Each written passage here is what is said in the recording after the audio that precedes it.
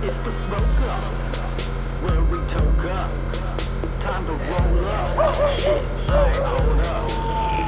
She said that he was getting possessed by a spirit and being angry and yelling, like, and that their marriage was gonna fall apart.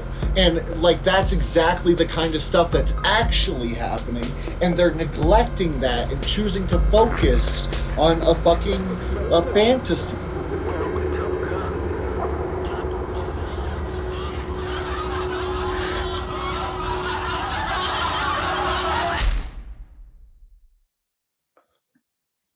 So you want to introduce the? No, who introduced the last one? I think you did. So you I can don't- introduce I don't part remember. part two of our Halloween special. Halloween! Introduced by B Deli, Name is B Deli, and you are watching The Smoke Up, the shakiest show on the the internet. shakiest show. I did that for effect. I'll try not to do that for the rest of the show. Yeah, this is The Smoke Up. We smoke a lot of weed, but we also talk about things. Yeah. What things? Any things. Doesn't matter. Yeah. But Anything from a fierce debate to a compassionate circle jerk. We're here. yeah, but we're here for any of that shit. Yeah. Again, my name is B Deli. My close friends call me Bradley. You don't get that privilege, though. No, This you, is- you have to call him by his brand name. You have to call me by my brand name.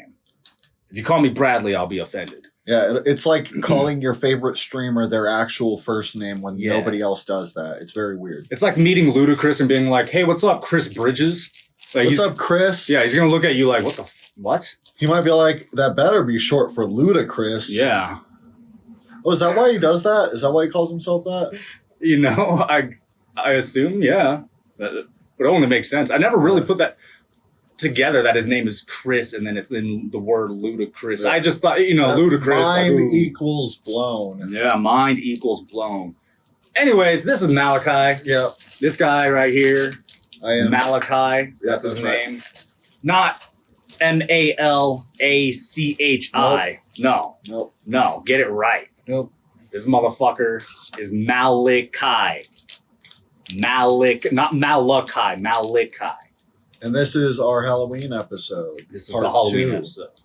Part The fir- 2. The first episode was a variety show of sorts where we did we did a tier list, we ranked something, and we did a trash or pass for candy. So if you this episode actually won't make any sense continuity wise unless you watch the last episode. So stop this episode, go ahead and go back to the last episode, That's right. play it from the beginning to the end, and then you'll understand what we're doing here today. And Yep. it is a part 2 to last episode. None of the subject matter will be the same. We will not be referring back to any of the results from anything, but it is a sequel and it demands your respect to be treated as such. That is correct. This is the sequel. So the last time we talked, I don't know if the Spider-Man game came out or not. Did it come out? Yeah. I was talking And about. you were having a little bit of fun with it. Yeah. I've been playing it a little. I was playing it earlier today. I think I'm getting to the end of the game. Pretty sure everything's kind of ramping up. Not gonna spoil anything here because it's still a pretty new game, but it's getting real for sure. I gotta say though, because one of the critiques I've seen online is people saying that the story was like kind of mid and really like predictive, Yeah. and I don't see that. I You don't know. don't see that? Maybe it's because I haven't read Spider-Man comics, or maybe it's like referring to things that I don't know about. But this seems very different from any Spider-Man story I've ever seen, ever. Like, like they're using characters for things that I've never seen them used for. They're doing shit I've never seen. So to me, that's fucking cool. It's original to me. Maybe it is just copying comics that I'm unaware of, but Is that what they accuse it of? Is copying comics? I don't know. I've just seen people say that it was too predicted. Like they could tell what was going to happen. Well, I mean, I think there's a difference between that and being derivative, Yeah. where it's Well, that's the only way I could imagine, like, because with, like I said, they take the story in different directions. I don't know how you would predict that shit unless it was like referring to something else. I don't know. Maybe. I don't know. It's all those writers on strike. They're Yeah. watching too much, playing too much video games, and they're the ones reviewing it. Right. Maybe. Just kidding. Actually, the writers got their things. They got their writer strike isn't going. It's the Screen Actors strike that's going on still. Is I it? think, yeah. I don't even know what's going on with that. I just knew it was like a Hollywood strike in general, wasn't it? Like, Yeah. like actors, writers, fucking all Yeah, that shit. well, it was writers at first, then the actors joined in, and then the writers got their demands, and the actors still haven't got theirs. Damn. Basically, a whole bunch of like people, companies trying to replace us with AI. Yeah. And I know a lot of it has to do with like because they're gonna start like they're not gonna need like background actors because they could just have AI people walking around like shit like that. Like they're like Yeah. big concerns That's about what they're trying to do, yeah. and they're trying to like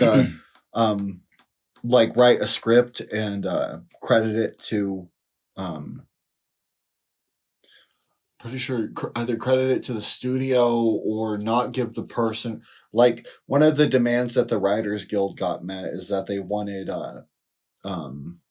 the last person who touched a script that was made by AI is the writer of the script. You know, doesn't matter if AI wrote it, the company didn't write it if AI wrote it, you know? Yeah. So a company can't claim ownership over a work that it made through AI models, you know? It can't be like, well, Disney was the first one to write this, and then Bradley did a little bit of punch up, so he gets supporting writer credits and gets like a $50 check as opposed to being the guy who wrote the thing, you know? Right. So, but like, and then with the actors, it was like replacing their, like taking their faces and using it in future projects and getting rid of, like the idea of having background actors, just replacing that entirely. Yep. Yeah. Just fucking. I mean, it's understandable from the perspective of the companies, but yeah, this is bad I mean, news. what's the point? For, like, what's the point of any of it if everybody's getting fucked over but the companies, you know? Yeah, Sucks. exactly. Yeah, like it. Just have a good movie. I feel like we would get good movies either way, you know? And it's actually relieving to see like that the general public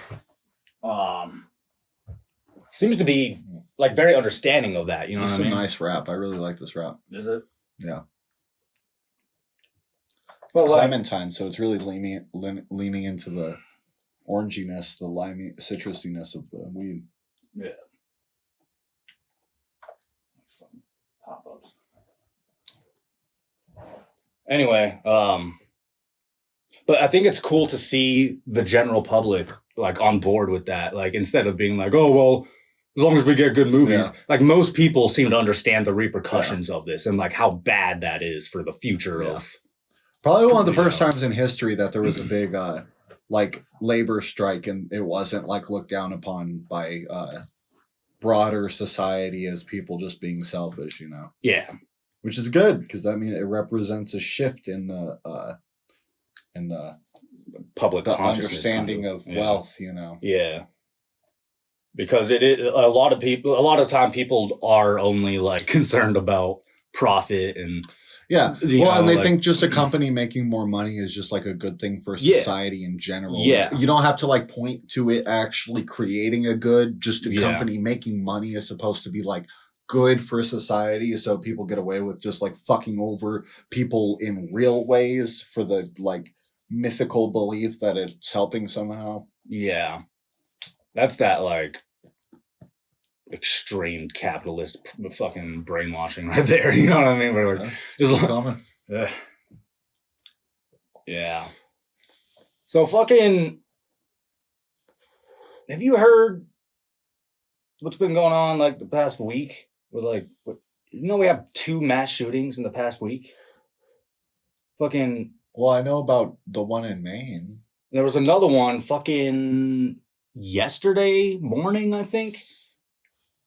Well, I know there was a gang shooting that left 18 people injured. Not 18, but it was a similar amount of people that died in the main thing. But it was Yeah. a bunch of people who were injured. But it was like it wasn't the same type of thing. Like, it wasn't a lone shooter going out and killing people. It was a shooting between two people in a crowd. But like people in the crowd got shot or what? Yeah, people got hurt. But that's why, like, people weren't like. No, that's not the one. No, unless you want to look it up. If there because was I heard another like there was one at a fucking single Halloween shooter. party. There was one at a Halloween Yeah, party. that's the one I'm Is that the thinking one? of. Yeah, yeah. Huh. Yeah, I'm curious to know. I didn't really like look too much into it, but I'm curious to know what happened. Yeah, well, I saw the headlines when they first popped up, but it seemed like it was mostly like, oh, the news is making this big, but this is like this is a different thing. You know, this isn't a lone gunman thing. And I think a lot of, especially like networks like Fox, they picked up a story like that to sort of lean away from the main shooting because it was a conservative white dude. And I guarantee, not like being like racist, I guarantee this was in like a minority area, like a neighborhood like that, because that's usually like where like a shooting like this would take place, you know. Just putting money on it. So I guarantee a lot of conservative news outlets are pushing that story so people talk less about the like Fox News Tucker Carlson loving psychopath who went around with a .308 and shot 18 people. Wait, so is that the one? That was the one in Maine. So that was the one in Maine. Yeah, he was a current military guy. Well, he was a firearms instructor. I remember hearing that. Yeah, and he was threatening the base that he lived on, and so he got put in the loony house for a little bit, and then he got out, and then he bought a couple of the guns that he used, and then he did the shooting over the course of a couple months, I think. But yeah. I don't know. I just like I heard about the one in Maine, and then like a couple days later, I saw like another one in the news. I'm like, what the fuck? Mm-hmm. Yeah, the fucking gun violence is big. I mean, there's been a fucking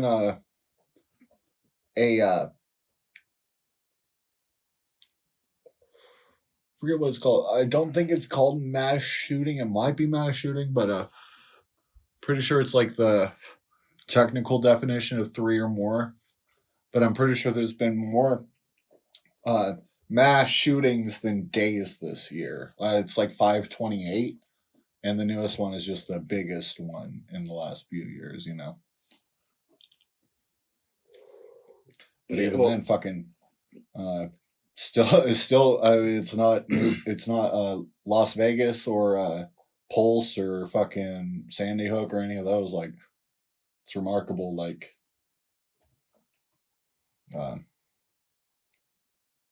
that this isn't even that fucking big up there with the rest of them. Like, it's so fucked up. How though? Because isn't I mean fucking Sandy Hook was 50 kids. 50 kids? 26 maybe. Yeah, I'm thinking of Uvalde. Uvalde was 50 kids then. I don't know about that one, Yeah. but I'm pretty sure it was Uvalde. I don't want to be wrong about this. I'm gonna look up Uvalde. Yeah, but 18 is definitely a low number for big shootings in the U.S. I'm pretty sure it was over 18 people that got shot at the Las Vegas concert. well, people who got shot or people who got killed? Because I think that one there was like way more injured than killed. Well, yeah, but wasn't it was like hundreds injured. Yeah, that's what I'm saying. Yeah, but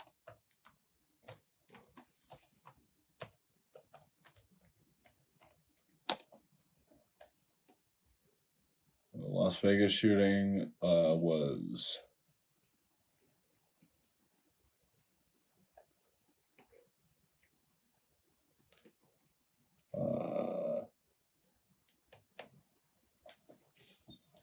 the deadliest. So this one's probably the highest count, right? Unless they like to use that a lot. Yeah, they say that a lot. Yeah, you hear that with definitely more than just this one.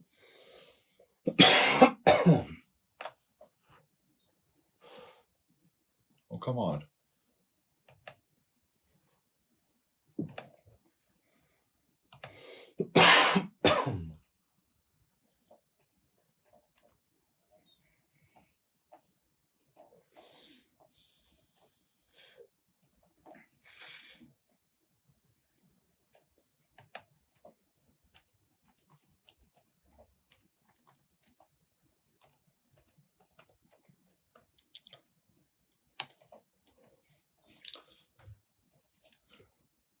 That's better. Fucking DuckDuckGo's shit.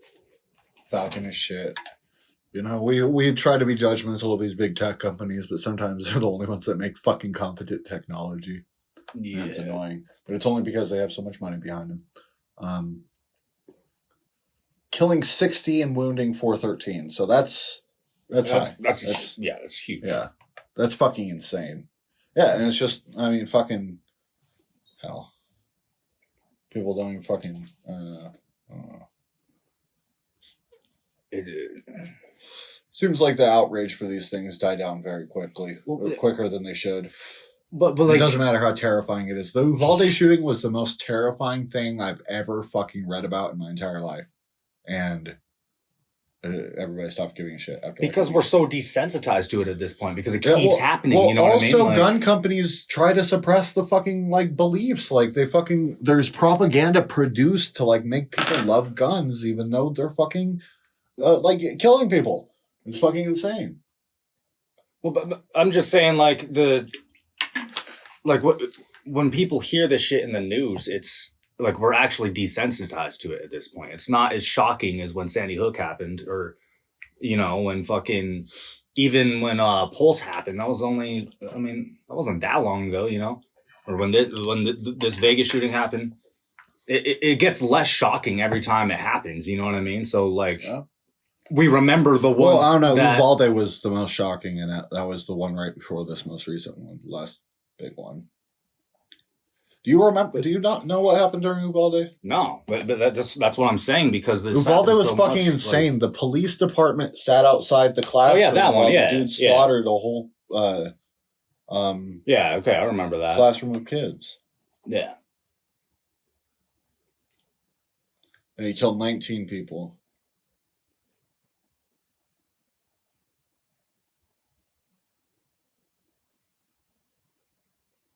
Yeah, but he did it over the course of an hour while the police just sat outside. So there's a fucking picture of them doing it. It's one of the worst fucking videos I've ever seen. They're just like chilling, running back and forth with shields while this fucking dude's killing kids while they're fucking screaming for help. Ugh. Yeah, I do remember that. It's fucking disgusting. See, but it happens so much that I can't remember which is which. You know what I mean? That's the thing. Like, that's what I'm saying. Yeah, I'm sure that's a common experience in this country, yeah. So, like... But I don't think everybody is desensitized to it. I don't know, just talking about Uvalde makes me fucking sick to my stomach all over again. Well, by desensitized, I don't mean it doesn't bother you anymore. I mean, it gets less shocking every time you hear it. You hear it so much that it's... like... Well, yeah, I don't think it was never shocking that someone would do this for me, though. Like, I'm going to fix the light on this. Like, it's been... shocking that people don't react more, and that has never changed. Like the fact that people like that, like, I mean, Australia fucking did a whole buyback thing and banned all the fucking like they fucking cracked down on guns after one mass shooting in their country. It was fucking like in the late 90s, there was one mass shooting, and they were like, "Fuck this." Whole society was like, "You know what? We're willing to fucking reduce how easy it is to get these in order to save lives," and fucking they did it. They did gun buybacks and they did all of that. And the US hasn't even fucking attempted it. They've only attempted like it on a local level, and it's just, I mean, it's fucking insane. It's insane. Yeah, but I mean, the reason for that is because we have a constitution that like talks about guns specifically. I don't know if Australia has that, do they? I don't know anything about Australian politics at all. Yeah, and you're exactly so that would be the reason why we in America are so... Yeah, you would have just gotten an A+ on that fucking question. That's the exact reason. So so we have... but of course...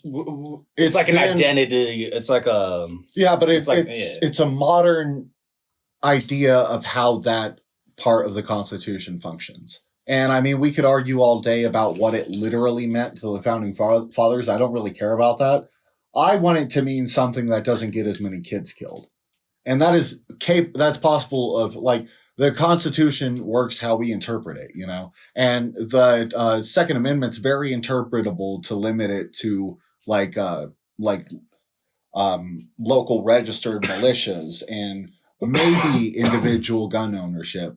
But like, It never says anything about like the level of gun, like the level of like gun affinity that we have in the US today is purely a modern like marketing like thing. You know, we love guns the reason people love diamonds in the US is because a very specific moneyed interest for people to buy guns. Well, I don't think it's just that, because I think it's a similar psychological process is when you try to tell somebody that meat is bad for the environment or something, and they get like this you act like there isn't pro-meat propaganda. I feel like the pro-meat... Well, no, there is. I didn't say there wasn't. But what I'm saying is that's a way bigger than just the person being a reactionary, the individual being a reactionary. No, what I'm getting at is there is a cultural bias. That's what I was saying. So I think I'm not saying that what you're saying doesn't contribute. But what I'm saying is it's coming from the other direction. I'm not saying that. I'm saying the cultural bias isn't what's influencing the market. The market is what's influencing the cultural bias. But I'm saying the cultural bias was already there to begin with, and it was already strong to begin with. But no, it wasn't. It's been developed by by gun companies. You don't think Americans have always been kind of passionate about guns until... Not on this level, not individual gun ownership on this level. No, this is a completely like partisan fucking like sort of like the peak of what you get of like unfucking regulated like gun marketing and stuff. And like it's a completely the show's hard to be smart on while you're also getting fucking stoned constantly, you know? Like, I'm like going somewhere and then fucking my fucking whole Etch-a-Sketch just gets shaken in a second. I don't know what I was about to say, honestly. I don't know either. But I'm just saying, I don't think it's just one thing. I think there's multiple things that contribute to that. But what I'm saying is people don't look at the fucking, companies that want to sell the guns as much. Like they don't literally there are companies who are producing these guns who sell them to people and they want people to buy them and they put out marketing stuff through like conservative fucking like media, and there's a whole industry. It's a big American industry, individual gun ownership. You know, and that's why people are so fucking obsessed with it. The same reason why we have trucks, even though they're giant fucking death machines. The same reason why we have fucking infinite speed limits on cars. Like we don't like, you can mechanically limit a car's speed limit. You can do that. It's not like you could literally like do that in a moment. You could limit every single car's speed to 70 miles per hour. And you know, you would take out like tens of thousands of fucking like vehicle casualties a year from speeding.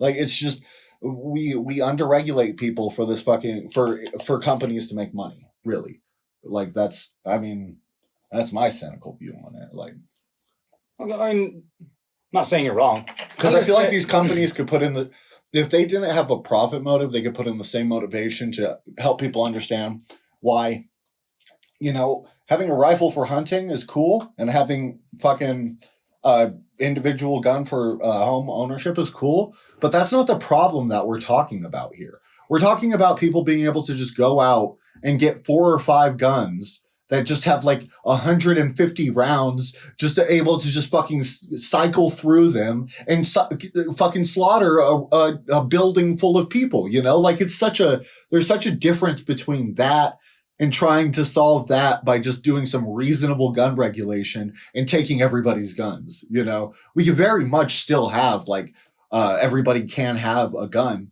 but limit it to a gun per person. Ooh, that would fucking piss off the right, though. That would piss off every fucking crazy fucking psycho with a bunker and a fucking gun collection. What do you mean one gun per person, though? Like if you have a 9mm, if you have a 9mm pistol, you're not allowed to have a shotgun as well in your home? Well, if it's for self-defense, why do you need both? I mean... That's what I'm asking. If you're hunting, then maybe you need the shotgun for hunting. So you have a pistol for self-defense and a shotgun for hunting. Well, that's what I'm getting at. Is like... but that's one gun per person is that's not how it works. You know, we know people that are fucking not okay who can just walk into a gun store and buy a gun whenever they want. It's not... we need more than... just that being an option, you know. But that's why, like, not only is it mass shootings, but there's a lot of individual shootings that happen from that. People killing their kids because they're fucking drunk coming home late at night and they snuck out before. Kids killing their parents. Kids killing their parents because they're fucking fucked up in the head, you know? People murdering their spouses with guns, you know? Like there's so many fucking issues with guns. When it comes to the individual murders, though, I think that's where the logic, where like they'll find a way to do it, kind of comes in. No, that's when it's less of a regulating how many guns for which people and how crazy they are. Well, I mean, how many guns for which people, to a mental health conversation, to where you're like, okay, well, if a person beats their wife, they can't have a gun. You know, that would solve the individual issue. Well, yeah, that's what I'm getting at, because like when it comes to like, somebody like murdering their spouse. Yeah. Well, there was no way. Like, there's no gun regulation. Yeah, there's no except for if they mental do health related gun Yeah, regulation. You know, because it's not just mental health and it's not just guns. It's a combination and mix of the two. You know, and it'll be specific policies that help shit. You know, it's not just fucking like taking everybody's guns or letting everybody fucking, pun intended, run buckshot over everything. You probably, is that like an old time saying? It's a common expression. Is it? Yeah, run buckshot. Run buckshot. I haven't heard somebody say that. It sounds like old timey or something. As I said it, I was like, "Oh, Bradley doesn't even know this fucking pun intended." I'm gonna say something completely alien to you. The pun doesn't really work when you don't know the reference. But. I feel it's definitely something like when it comes to going like fighting the government, like y'all fucked up a long time ago. You already gave them way too much money. If you ever wanted to fight against the government, you should have cut military spending a long time ago. These motherfuckers can literally slaughter everybody in the country, and none of us can do anything. That's kind of this is what. That's why we have to have a benevolent government and not a malevolent government. Like that's the best way to solve that, you know. Yeah, but that's what kind of trips me out about conservatives a lot of the time, is that they have like beliefs that kind of contradict each other, like loving cops and loving, fucking freedom and all that, and like not wanting to pay for healthcare, but being perfectly fine giving an insane amount of money to the military. Yeah. Like things like that, just to me, that's where I don't understand the consistency. Well, and you actually, sometimes it's really funny because you see situations pop up where like, they're forced to try to reckon with it and they flop every time. Like, when, there was January 6th and it was crazy right-wing, like anti-government people fighting against cops, they sided with the anti-government people ultimately, but also a lot of them sided with the cops. I mean, it was probably pretty divisive for governments, for conservatives themselves, like for the whole conservative group, but for the crazy conservatives, they were perfectly fine being like, you know what, cops are only good if they fight for us, but if they're in our way of stopping like the government from like letting some dude be president who we don't want, we should kill they're them. Like halfway there logically. Like, the cops are good until they get in the way. Like, you kind of get it, right? Yeah. Like, it's weird. So why do you still support cops? Because more often than not, they're in the way of like actual. Our government's authoritarian and these cops are trying to stop us from toppling it over. And we need to make sure all these cops are respected because they are the only people keeping safety and justice in the world. And they defend the government.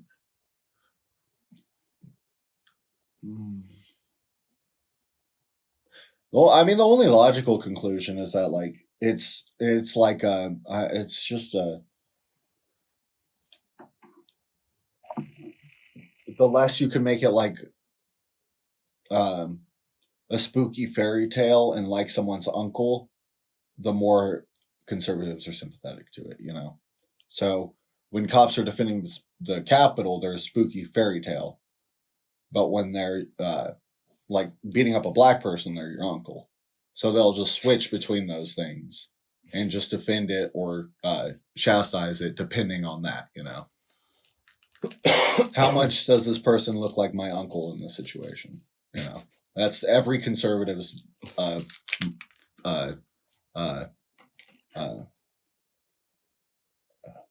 keep one. My brain's trying to say field of view, but that's not it. Field of view is like a that's their perspective. Whatever. You want to pitch some weed on this blunt? Yeah, for sure. So I guess we're pretty warmed up at this point.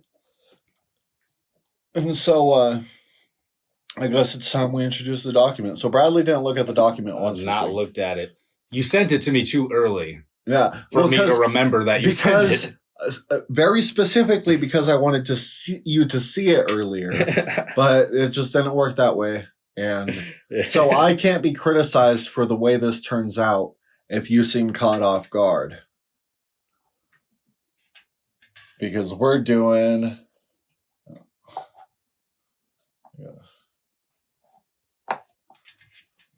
Oh, here it goes.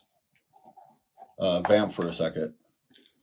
Vamping. Yeah. Cause I'm the champion. Yeah. You know this. You know this. You know this. You know this. B Deli and Malachi on the smoke up. We get high. We get high when we toke up. Yeah. That's what we do on this podcast to entertain you. Yeah. It's that smoke up. That was pretty dope, right? Yeah, that was pretty good. I bet that'll actually come out pretty cool. What the hell, though? This is supposed to... Docs is supposed to be like the default right there, but it isn't popping up.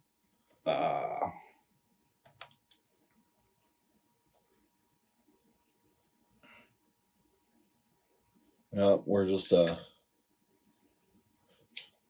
we're opening this. So I figured for the second half of the Halloween special, I wanted to make it a debate episode. Oh, shit. So I chose ghosts. Oh, shit. Very specifically because we were arguing on Instagram once, and you said that I don't even believe ghosts, as if it was odd to not. Or it's not at all. Yeah. So no, yeah. You're misrepresenting. Okay. No, this is something misrepresenting. You're already misrepresenting. Let's do this. We're starting. Okay, let me clarify. This is something. We have to stop. We have to stop. What? We have to stop the debate real quick. We're gonna do the Shield preview. Fucker. Yeah, I want you to watch this. All over the place with it. You can think get me all worked up, and then I know you can think about your perspective. You don't have to. No, hold on. I just want to clarify that point real quick, though. This is actually something that I've brought up to you multiple times, not just that one time. And this is my kind of my go-to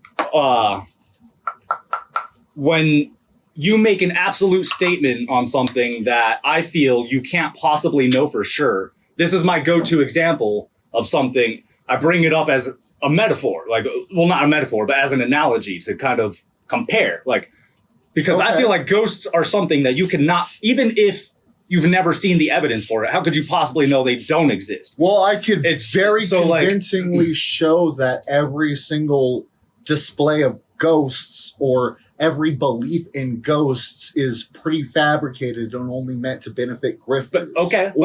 And punish mentally ill people. And that may be true. But my point is that even then, you still can't know 100% with 100% certainty that ghosts do not exist. I can't. No, because you can take something that exists and then use it to... Ghosts, as we understand them and believe them in our culture and everything I like mean, I that agree with don't this. exist at all. I agree with Like, that. period. I agree with the way we understand Every them. apparition we've ever seen has been a result of mental illness. See, How about this- that? Is that I disagree. okay? So I then disagree. That's where I let's disagree. preview Bradley's schizocore single Shield. Let's do that real quick. While we Schizocore. I like that. yeah, that's. I mean, I think that's what that would be called. Yeah, kind of, right? It's not really horrorcore. Because there's like schizo posting, and that's like being intentionally crazy. And this is like, oh, we should do headphones. We gotta do headphones. Oh shit. Okay. You already got a video on your channel? No, it's Is it- unlisted. It's so- unlisted? Yeah. Okay. I'm like, oh shit, what? Didn't even know. Alright.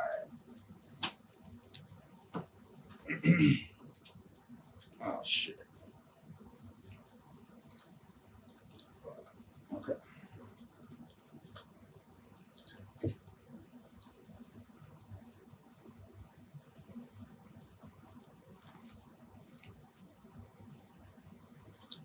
Bro, these fucking chorus.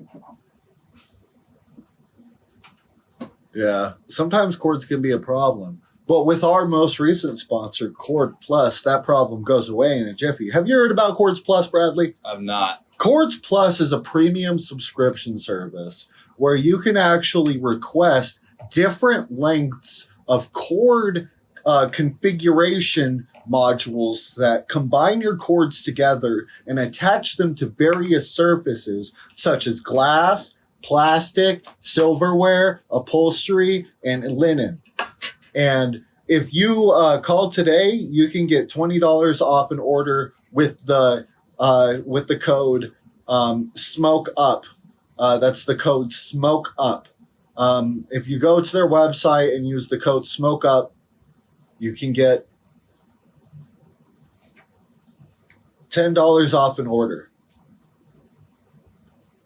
That's correct.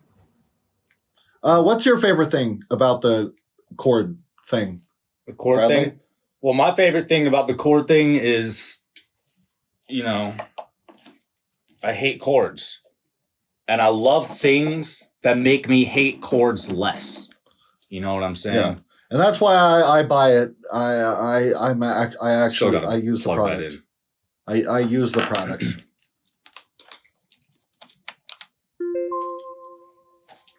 Shit. we got Memorizing all these ad reads on top of everything else, I swear. Yeah, man. It's like a whole job on its own. Yeah. I wish I got paid for these ads. Yeah. Wait, For are we some- supposed to? For some reason, they keep telling me that you don't get paid until the fourth or fifth ad from an individual company. That's what they keep telling me. But how many ads has it been? I don't know. There's the business manager who I don't know their name, but I have their email and I gave them all of my credit card information, so they take care of all of that, all the passwords, everything like that. Okay. Well, maybe we'll get that money next ad. Yeah. Yeah. I also have an uncle in Nigeria who's supposed to send me $200,000. Well, did you give him all your credit card info? He didn't ask for that. No? No, he just wanted he wanted the I have a bunch of this stuff called Bitcoin, and he asked for something called a wallet ID. I don't understand any of it, so I just gave it to him. Oh, yeah. I mean, yeah, if you give it to him, then he can send you that money with your wallet ID, right? Isn't that how that works? I have no idea. Yeah, I mean, why else would he be I- asking for that? I just bought like 200 Bitcoin when it first came out. I didn't really read into any of it. Yeah, I mean, you don't need to. Just, just buy it and then you... Well, I'm not racist. If my Nigerian uncle calls me, I don't care if I'm not black. There's still a good chance I have an uncle I don't know. I don't know how slutty my grandma was. I mean, you never know. Been lost ever since I realized what lost is. Roaming around in the street, trying to wake my conscience, destroying everything in my path like fucking mosh pits. Let's get that HD on here. What the fuck?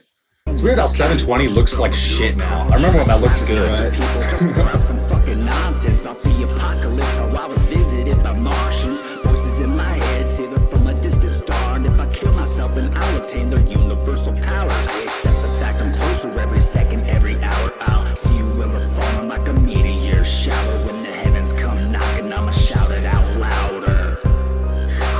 With me, burn like the sun, let it turn or run. I just grit my teeth and I Oh shit! So it was like that was like one shot, right? Yeah. Nice. Yeah, that was pretty cool.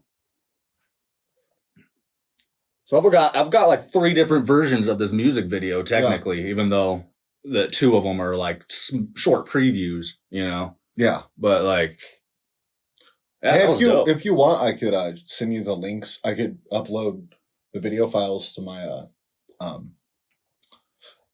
drive, and you could download the raw video files, and you could just have them for fucking, if you can find a video editing software on your phone or something, and you could cut your own cuts of it. All right.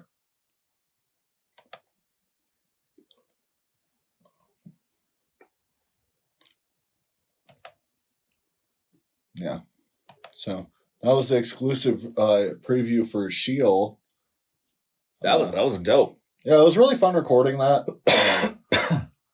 It was really fun. It was even more fun editing it, honestly. Was it? Yeah. See, I wasn't there for The any hardest of that. part. The hardest part with editing was like choosing which shots to keep and which to not keep. You know, like, Yeah. Definitely. Yeah. but I think it would be cool. Like I'll keep all the video files, and when you get a computer, you can do your own cut of it later on. And I think that would just be cool to do. Like have like a Bradley cut, Right. you know, Do it. B Deli cut, Yeah. director cut. You know, call it a director cut. No, but I would be the director. Yeah, of this you were the director So, of the video. If you did, how would we do a director's cut of a music video? We would have to like somehow loop the song to where like it was doing different verses over and over again, and like playing the bloody version and the normal Right. versions, you know. Yeah. That might get annoying though. Looping parts of the song. I don't know. It would have to be something you watched visually because you really wanted to do Yeah. it for like maybe Yeah. something for Patreon or something, Right. you know.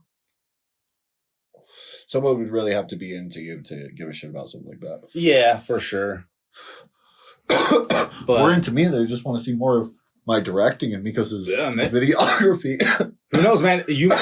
What if you get into like some big time shit, and then this is your first project as a director? You know what I mean? Yeah. Who knows?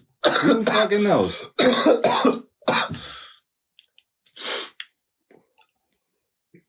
But yeah, no, that music video was very fun. Yeah. Very fun.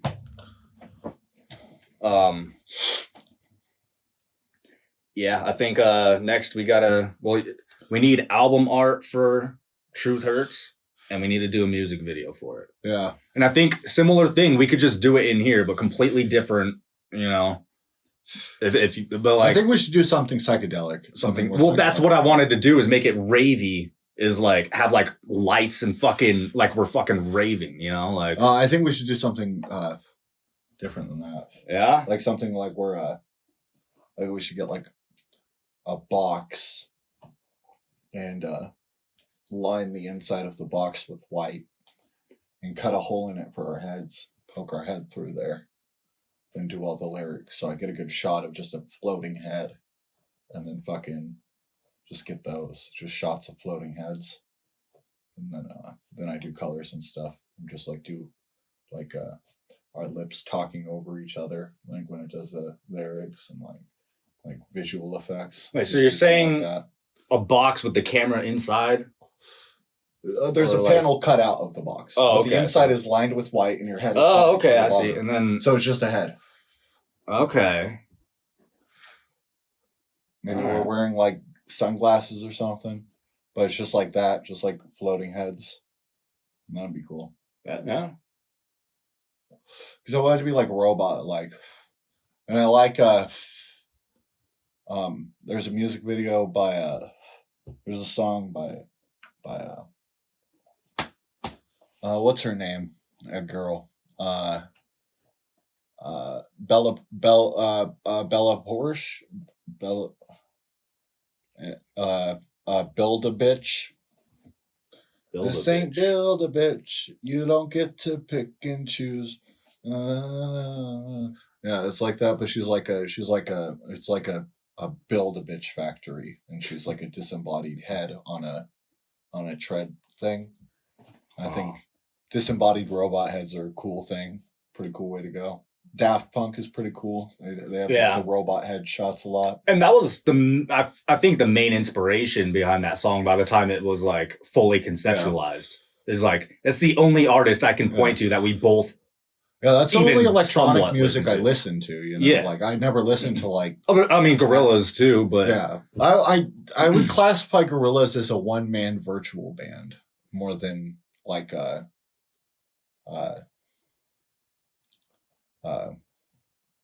techno band or an electronic band. Well, but I mean, he's a one-man virtual rock band.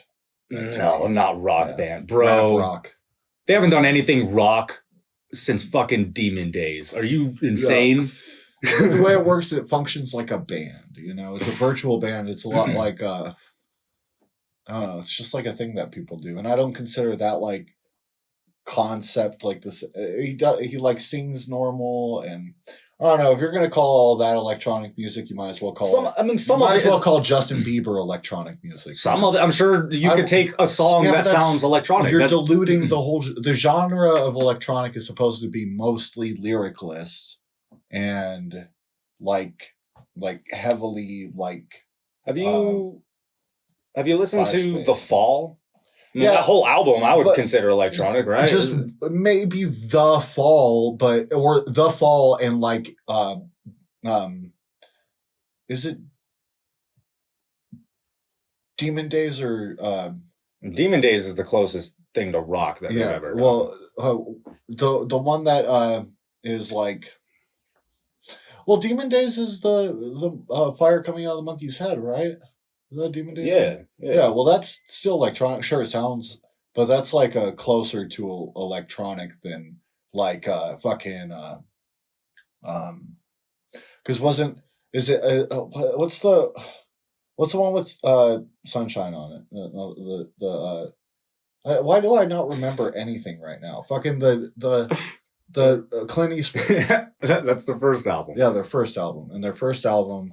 And that's some shit on their first album. That's like, I mean, that's especially for 2000. That was electronic. But even then, I think something that's mixed bag. I can't call that safely like an electronic band. I don't consider them a one-man virtual band. I didn't say they were an electronic band though. I'm just saying. You said that Daft Punk was the only electronic music that you listened to, and I said, well, and Gorillaz too, because you did listen to Gorillaz, and some of it is electronic. I just want to call it that. That's like I just want to call it that. But that's like somebody who listens to do you call Eminem electronic music because all of his beats are made on a fucking computer? No. Damon Albarn is the same thing. I'm talking about the genre, the way the music sounds. There are Gorillaz songs that sound like electronic but just because you music. have songs that are Tupac has songs that are just him doing one line to a beat, is that an electronic song? No. Well, exactly. No. So I wouldn't consider an electronic song. I'm talking about the way the music sounds. I guarantee there's not a Tupac song that sounds like techno. Yeah, there is. Is there? Something that you would argue that it sounds like techno, but I would say it doesn't. So what do you mean there is then? I don't even know what you mean. Well, because I disagree with you on this, but I are you saying that it was made on a computer and that's what I consider techno? No, because that's not what I consider techno. Something that's made on a computer and has singular lyric to that's not what I consider techno. Okay, what do you consider techno then? Why are you because that's the only thing that you're like inserting. What in Gorillaz do you consider techno? There are songs for singular. There are songs that just sound like the music itself sounds like techno. I don't know. Like, then you haven't listened to enough techno, if that's what you think. Like Aphex Twin and like Daft Punk are very specifically meant for maybe you haven't listened to enough Gorillaz, because there are definitely songs that I've listened to everything up until The Fall, and then I got bored because it took like 5 years for the next album to come out. So I mean, there are songs that sound like techno. I don't know what to tell you, man. There I'm are not songs that saying, sound like techno by every artist on the fucking planet, Bradley. I wouldn't say, I listen to a It's not lot of true. Justin Bieber, so I have some techno influences. It doesn't make any fucking sense. So I wouldn't say that about fucking Gorillaz. It's not. Aye. Because he's like a very specific kind of pop artist, Damon Albarn is. And Gorillaz is a very specific type of project by Damon Albarn. Yeah. But I would not consider him an electronic artist. Like, electronic music is very like focused on you listening to the instrumentation of the beat, you know, of the Yeah. like musicality of it. It's Yeah. They have songs that are like that. I don't know a what. song you spend an afternoon making is very far from something someone spends 3 months making, a single electronic song, versus something that's meant to be a beat for lyrics. Even Things in the Fall, like a lot of that album was produced on the road, so it wasn't like I feel like that's what you're specifically referring to. That's not the only album that has electronic influence on it. I don't know, like. But what I'm saying is Damon Albarn is a lyrically minded person who's making pop music. He's not. It is pop music. He's not making electronic music. That's my whole argument. He has some songs that you will argue is electronic, but I'm gonna be like, well, I mean, sure, Bradley, sure, you could die on that hill, but I disagree. I feel with like, you this is like saying that ICP doesn't have any rock. well, I would never call them a rock artist. They were considered Or a say rock that they're band. an influence for my rock career. In the late No. 90s and early 2000s, they were considered a rock band. Well, I would call those people dumb. They were marketed as a rock band. called themselves rock and They roll. called themselves rock and roll. That's Yeah. a different thing, and you know it. Violent J was referring to the spirit of rock and roll being an outcast. I'm not music sure if genre that's that what he was subversive. referring to, but I mean, I'm sure he didn't literally mean I produce rock and roll music. that was during the Great Malenko. They did produce rock and roll music. That's what they were. That's what they were being told to make more rock type. They were literally being marketed as a rock band. That's why they had different. Alice Marketing is Cooper. different, but I would and never call fucking- that's still not rock music. If you took the Great Malenko to a fucking person was just like, is this rock music or rap music? They're gonna say it's rap music. Bradley. Yeah. You're getting lost in the grass looking for genres where there aren't any. You're in the cornfield looking for pineapples. So there's no rock on ICP. Is that what you're saying? They don't do any rock music at all. Is that Well, what you're that's saying? a different argument, but I'm just saying they don't do any rock. What is that even? They don't produce rock So if somebody said, genre. and this is what I was going to say, and you interrupted me. I was going to say this earlier. I was like, if somebody who listens to rap music is like, well, I don't really listen to any rock except for like ICP, I guess. I would be Would like, you say- that's not rock. Like, I wouldn't correct them, but in my head, I would be like, that's not rock. That's just rap. You wouldn't understand what they mean, like why they would say that. You wouldn't like understand, like, okay, yeah, there is a little bit of rock. influence in it, but I would be like that. You could say the same thing about a lot of rappers, and that's bullshit. They're rappers. That's rap music. Tech Nine does rock songs. You wouldn't say Tech Nine is a big rock and roll influence on. No, but he has produces like rock music. but he has songs that, like he has an album actually. I remember he had like a whole album that was like a rock rap album. Like you could. Sounds a lot like rap. Sounds like rap is in that descriptor. Rock rap is a different genre. It's not rock. Well, actually, I remember there being a lot of singing. I don't even know how much rap there was. I remember Jelly Bean showing it to me. Every It was rapper like, sings. It was like, A lot of rappers sing. bro, yeah. So you wouldn't take that rapper and be like, oh yeah, they don't do any. Well, do they fucking sing to singing three because other they're a dudes rapper. with one drumming on a drum set, another guy with an electric guitar, and another guy with a fucking rhythm guitar as they're producing rock and roll music? Does he sing then? Because then I would call that a rock band, yeah. And I would say maybe he's producing rock and roll. Are you saying you can't make rock on a computer? Is that what you're saying? I would say that You can't be a rock artist if you produce it electronically?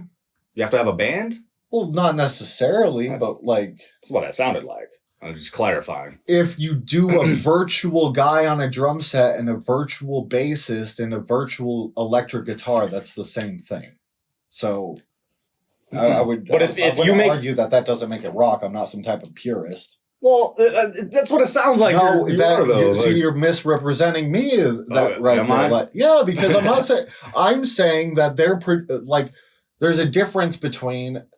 And I'm not even like being as rough as like someone who really cares about electronic music would like feel like like electronic music is very much focused on a particular thing that Damon Albarn isn't focused on, because he does like lyrically focused like pop music. Most of the time. And that's what he's like, is what you would argue he is, and any influence that he has would be that. You're not looking for your electronic music influence as a musician isn't coming from someone who's just doing it on the side as like a side part of their main project, you know?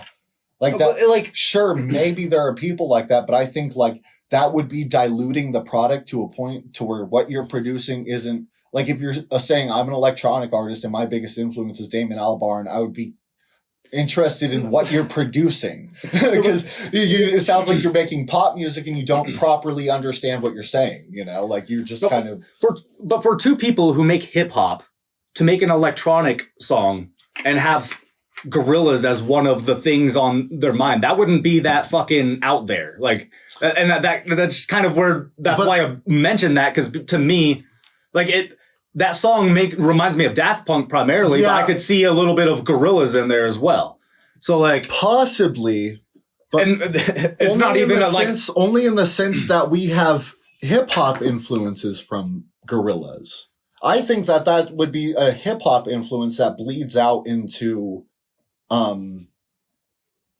Truth Hurts from Gorillaz than something from an electronic perspective. So what about what do you consider Truth Hurts then? What genre is that? It's probably would it be blasphemous to call electronic hip hop? Like I would say, because I mean, like it has like a boom bap nature to it. I mean, but I would not call us electronic artists. And if someone said we were their biggest electronic influence, even after we make a whole bunch of electronic songs, I would feel very strange about that. You know, I'd be like, okay, thank you. I mean, Dr. Dre's my biggest electronic influence. Because that's what you're saying. He works on a computer too, you know, like you're kind of there's no point in naming the genres and having descriptors, because you're again implying that I'm just saying anything made on a computer is electronic. That's not what I'm saying. I'm saying there's a certain sound that emulates what I consider to be electronic music. And if you're saying that Gorillaz does not ever do that, well, I'm not saying or that they don't do it enough to consider it prominent in their music, I would argue that. I wouldn't. Yeah, well. They definitely do, especially now. You said you haven't listened to anything since the fall. That's been like fucking. It's like almost 14 years, bro. 14 years. That album came out in 2010. 2010. So, well, maybe I'll listen to the album right after that. I'm just saying, like, their music is all over the place. So there's Plastic definitely Beach before or after that. It was right before. And Plastic Beach even has songs that, like, there's a lot of vocals on it. Yeah, but there are songs that are like... It's like relaxed, I'm like high on opium pop music. Like, it's not electronic music. And, like, electronic music fans would, like, fucking bully you for saying that. Straight up. Well... They would straight up, like, find you. And, electronic music fans are too nerdy to bully people. Words on your lockers. I don't know. It would say doesn't understand these artists enough. That's what they would write that on your locker, and you would be like, "What does this even mean?" And you would try to tell, and they would be like, "We're not going to look at the cameras for that." Yeah, no. I guess we'll agree to disagree. We'll just have to agree. Sound off in the comments. Same way I consider Gorillaz techno. Is Gorillaz techno? The same way I consider some ICP rock. Yeah. Well, that's the name of the video. Is ICP rock and roll, and is Gorillaz techno? Yeah. Okay. And everybody will be like, "Fuck no!" Bradley crawled out from under a rock and discovered ICP and Gorillaz, and someone was like, "Yep, this one's rock and roll and this one's electronic." No. That's what happened. Actually, I grew up listening to rock and roll. I didn't even like rap. ICP was some of the first rappers I started listening to. Yeah. And that was like my gateway to rap because of the rock influence in their music. That was very obvious to me as a rock and roll listener. Like, I think like... I think you just you're not looking at it from the perspective. I think you just fell for the marketing because they were never making rock and roll, man. Bro. They're never making rock and roll. I remember the first time hearing some of their like more rockish songs and being like, these motherfuckers are dope. Then that was when I was into rock. So Well, like that doesn't mean that they're making rock and roll. It means that was like- why I liked it originally, is because it emulated rock and roll. But didn't you say something about like that getting you into rap? It sounds like you were listening to rap at that point. Like you were listening ICP are to rappers. I was alternative listening rap. to rock and started listening to ICP, Yeah. So- and that got me into more rap. See, more rap. See, you keep doing it. You keep the fuck are you talking- You're tripping up. What the fuck Yeah. are you talking? You're doing Freudian slips that indicate that you don't even fucking believe it. You're so full of shit right I now. know. I'm so bad faith right now. But I won't be like that for the rest I of listened to some rap, mostly what played on San Andreas. That's the rap I listened to as a kid Yeah. before I got into It's ICP. the thuggish, ruggish bone. I don't think that song No, was on I got San that from Andreas. True Crime. True Crime is where I got all of my first rap that I listened to, and that was one of them. It's the thuggish, ruggish bone.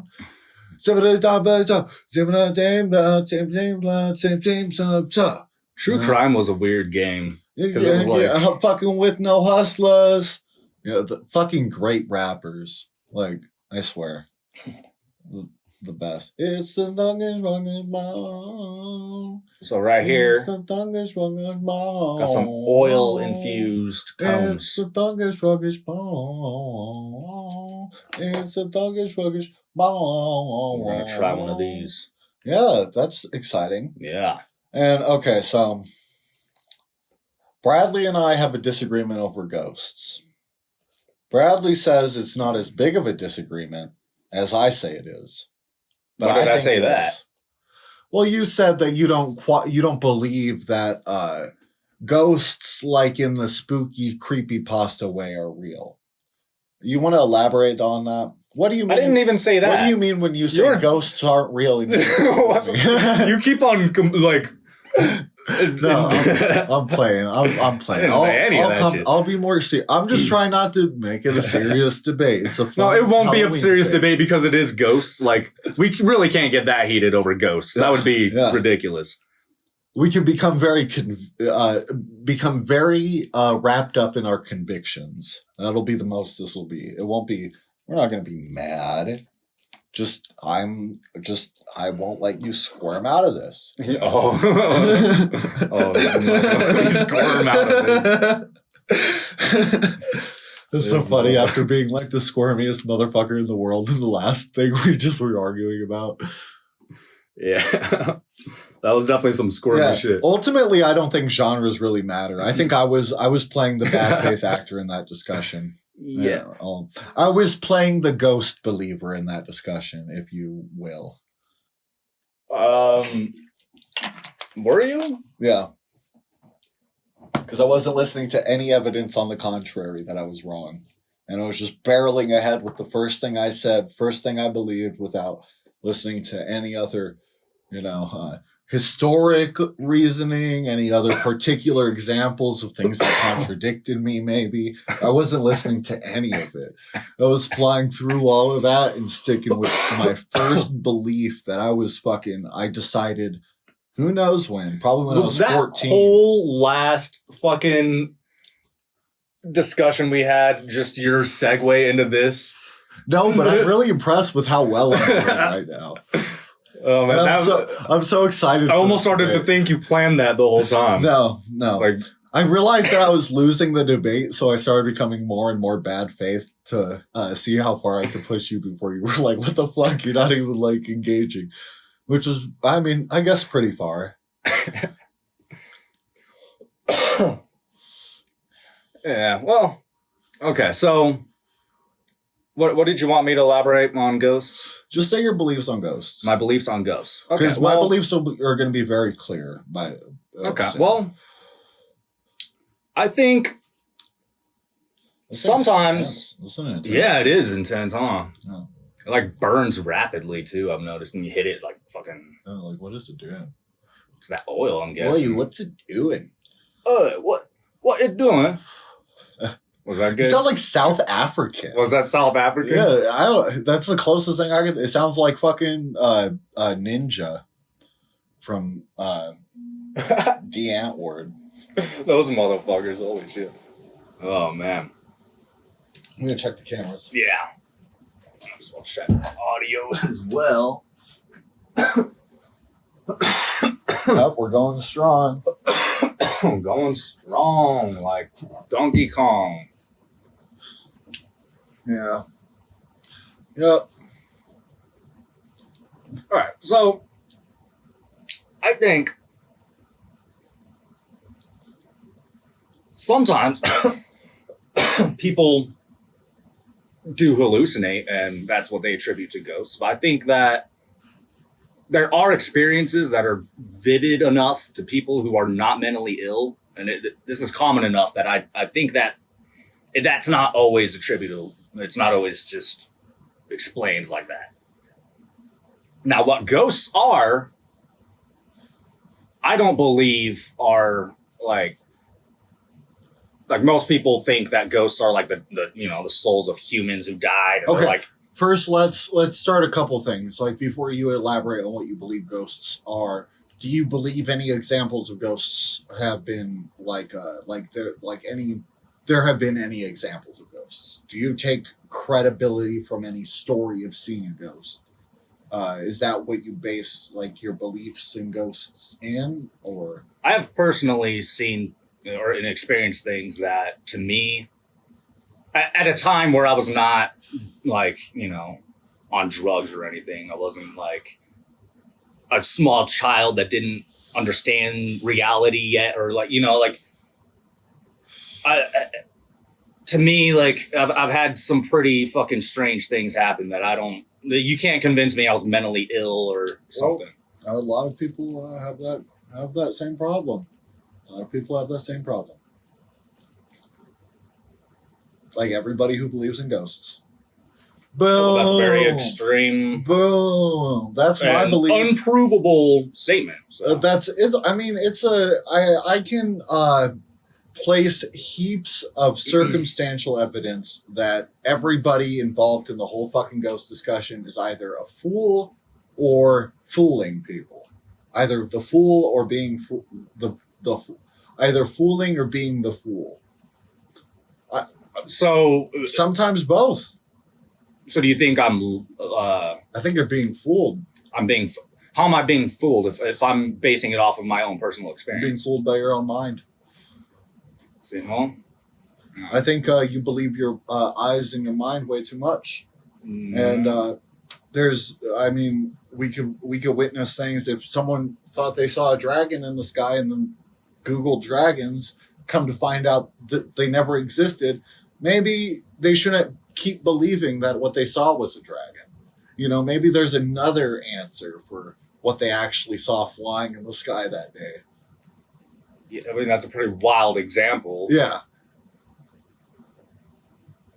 I don't think people usually claim to see dragons flying in the sky. But they claim to see the butter knife flew across the room. See, and this is... I saw like a man walk across the hallway. I saw my reflection look back at me in the mirror and question me about my mother. People like that. I've never... I feel like you're mixing... Yeah, Come on. Any critical person can tell the last one was a joke. Yeah, well, that's what I'm just saying is like you're mixing examples that are clearly a joke with things that, like the thing flying across the room. That's one of the things I've personally experienced. That to me, like, you cannot convince me. Like, I wasn't hallucinating. That shit actually flew across the room. So what the fuck happened? I think it's bullshit. You think I'm lying? Either someone was tricking you, or you just either misremember or misunderstood the situation as it happened. Like, simple as. I don't believe the answer that a mysterious dead person was throwing the butter knife to communicate with you. See, and this is where you're straw manning me before you even allowed me to explain what I believe ghosts are. Okay, so now we're at the place where you can elaborate on what you believe ghosts are. Take the stage. Because I don't think ghosts are the spirits of people who died and now they're trapped on Earth because they didn't fulfill some purpose in life or whatever. That's usually what people believe, right? That's the general idea, is that you were like, you didn't fulfill something in life, so now you're trapped here instead of moving on. Right. I mean, I think, yeah, but I don't think people they don't think too hard about who's doing a haunting. They think dead people are ghosts, and Well, a lot of the that time it's ghosts like- haunt places. Well, but there are a lot of people who are like, oh, it's my, my dead grandma like visited me or whatever. So like, yeah, but let's in those steel man it. cases- Let's not talk about let's be like, this person thinks their house is haunted. Like, I think that person is fucking.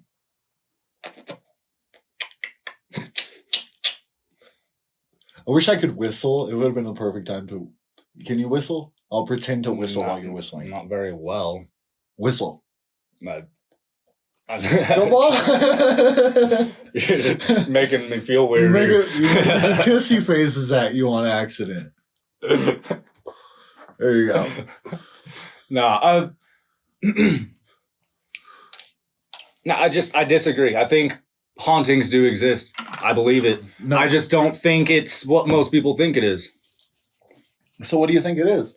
Demons? Do you think that every time someone says that the thing flew across the room, you think that happened? Not every time. Why would I believe every You think single time most somebody? times? No, not even most of the Why would I You believe think most of the half the time? Maybe. I don't know the exact percentage. I don't fucking know. But even if it's been scrutinized, and People half lie the time, all the time. So yeah, I'm not going to believe every person. So people one- like to lie. you People think like to it- exaggerate things. Do you think it happens 1% of the time? Maybe. I don't know. I can only speak on my own personal experience, bro. And that's... Well, do you think maybe every single person who says that had the same experience as you, but there's a different I explanation? think there are for a it? lot of people who have similar experiences, and maybe I'm just fucking schizophrenic. I don't fucking know, bro. I think But I don't think I am, and I think most people who know me wouldn't think I am. So I don't know. I think people can have. First of all, you don't have to be schizophrenic to hallucinate. That's a big misbelief. But to hallucinate things that No, vividly, you probably. don't. You can have a very extreme hallucination exactly once in your life. That for is no very- reason. Yeah, that's For very absolutely possible. no reason. Yeah, there are plenty of examples of that happening to perfectly healthy people who had a wild hallucination and it never happened to them again, and they didn't have schizophrenia. Like, it's possible. It's not common, but I think that's the reason why people fucking have a crazy fucking, like, see something fucking crazy and they can't reckon with the idea of a hallucination. Nobody wants to accept that they've personally hallucinated. I'm that willing to they've accept lost when I've control. hallucinated. I have hallucinated and been like, yeah, that was obviously a hallucination. Yeah, but So like, the loss of control, a moment where we thought we had control, being told that actually what you were seeing completely wasn't there at all. so what about shared experiences? When more than one person sees the same fucking thing that there seems to be no good explanation for. So I think this is when it gets complicated, It gets very a complicated. lot of yeah. things are relationship based. A lot of things are like, okay, so I've had something like that, like where both me and another person saw something like move when we like nobody touched it. And like, as far as I can tell, like there was no reason for that to happen, but like it was while we were under the influence. Well, see, then there. And I don't think that being under the influence is a all or nothing thing. And people are triggered by things like drugs. Separately from also drugs giving you hallucinations, right? So you can have a hallucination from a drug causing like for my example, it was something causing sleep deprivation, right? And sleep deprivation is a really big, like, fucking on paper, read it on Wikipedia, hallucinations, causes hallucinations, 100% causes hallucinations. It's just a side effect of staying up late. So, fucking, you don't have to you could literally just be having a bad sleep schedule and fucking see something. Like, it's not about being schizophrenic. It's about your brain being triggered by like something like that. So like, I think in these situations, it could also be triggered by a stressful environment or, and this isn't just me. This is like the ways that like mental health triggers work, right? So like if you have PTSD, something can cause like something can trigger, so to speak, your PTSD and make like put you in a flight or fight response mode, like, and things like the same thing can happen with drugs. Like marijuana has caused people to fucking go off into crazy hallucinations who are predisposed to schizophrenia. So it like activates it in people who are already predisposed to it, but not in people who aren't. So like most people aren't going to hallucinate off weed, but there's a particular amount of people who will. So there's a particular amount of people who's going to hallucinate off of any type of stimulus, not just weed. So for like example, like stress or like just a fucking any type of mental health abnormality. I'm going to let you take the thing for a second. So your experience that you brought up where you saw a thing move and you had like no explanation for it, was that a hallucination or did it move and you don't know how to explain it and you're saying, I think it was probably moved by something else and we didn't notice what moved it because we weren't really actually paying attention. Okay, well, and I want to clarify that the difference between those kinds of but I experiences. think our brain translated it as a hallucination where we thought it moved without anything touching it. But I think we're like so fucked up that it was like frames per second and something happened in the frame where we weren't like our eyes weren't perceiving it, and which is absolutely possible. Magicians exist, right? Like they could fucking deceive you right in front of your eyes. Like our eyes aren't perfect vessels for understanding the world, you know. I don't know, man. I've had experiences that like, or were not hallucinations that I can't explain, and that's where I'm like, I don't know, man. No. Like things flying across the room, that kind of stuff. Like, yeah, and I would reckon either a hallucination, an elaborate trick by somebody, or a misremembered thing. Like, you know, our brains do. I mean, I even had one like very recently. People have been convinced that they're like they had traumatic events happen to them that never happened and stuff like that. Like, our brains convince us of very strange things. So you're talking about hallucinations, though. I'm talking about things that actually happen that you can't explain. Well, okay, so let's elaborate a little bit. What do you mean by that? Something that explain what types of things, and then say how something like that it can be the result of a wandering spirit, whether it be the dead person or something else influencing the world through a supernatural way. Say that again. What do you mean when you say that? And then how does that have to do with ghosts? Like something happening that you can't explain. Yeah, like things moving around by themselves and stuff like that. So like something being in a different place than where you left. No, like things flying across the room, like stuff like that. Like, yeah. Like to me. Well, I think like, that's. I've had experiences that just were freaky as hell, man. Like, or even like when you're home alone and like, I've had this happen to me like a couple times where I'm home alone and something knocks on the fucking door. Like not like I'm hearing like the fucking wall moving or like something. And I'm like, what the fuck? And I go check the door. I think it's a ghost. I think it's probably, my answer for that would be someone knocking loud as fuck on a different person's house. Because that makes more sense than wandering spirit. To you, maybe, but like I've had consistently throughout my life, like experiences that. Like, that's because I mean, maybe you believe those things are ghosts because you're more superstitious than I am, and I'm breaking the superstition by showing you examples in argumentative format for an audience. Let's see how well this goes. I wanted to talk about exorcism for a second. So, do you believe a person has ever been possessed by a spirit? So if we're talking culturally across the world, this is your biggest proof for why spirits exist. So do you believe in it or not? Do I believe in demonic possession? Yeah, on any level. Like, do you On believe in any these level? historic references to actual demons existing? Or do you believe that, like, Yeah, I'd like, say, do you believe? I'd say it's happened. So when you say that someone was possessed and there was an exorcism that fully excised a ghost, you would say that. Well, I don't know really about happened. exorcisms, but demonic possession. Okay. Sure. I don't So know. I don't know if I would someone- say exorcisms actually work. I don't know. Well, how would someone determine what a demonic possession is separate from a mental illness? Separate from a mental illness. Yeah.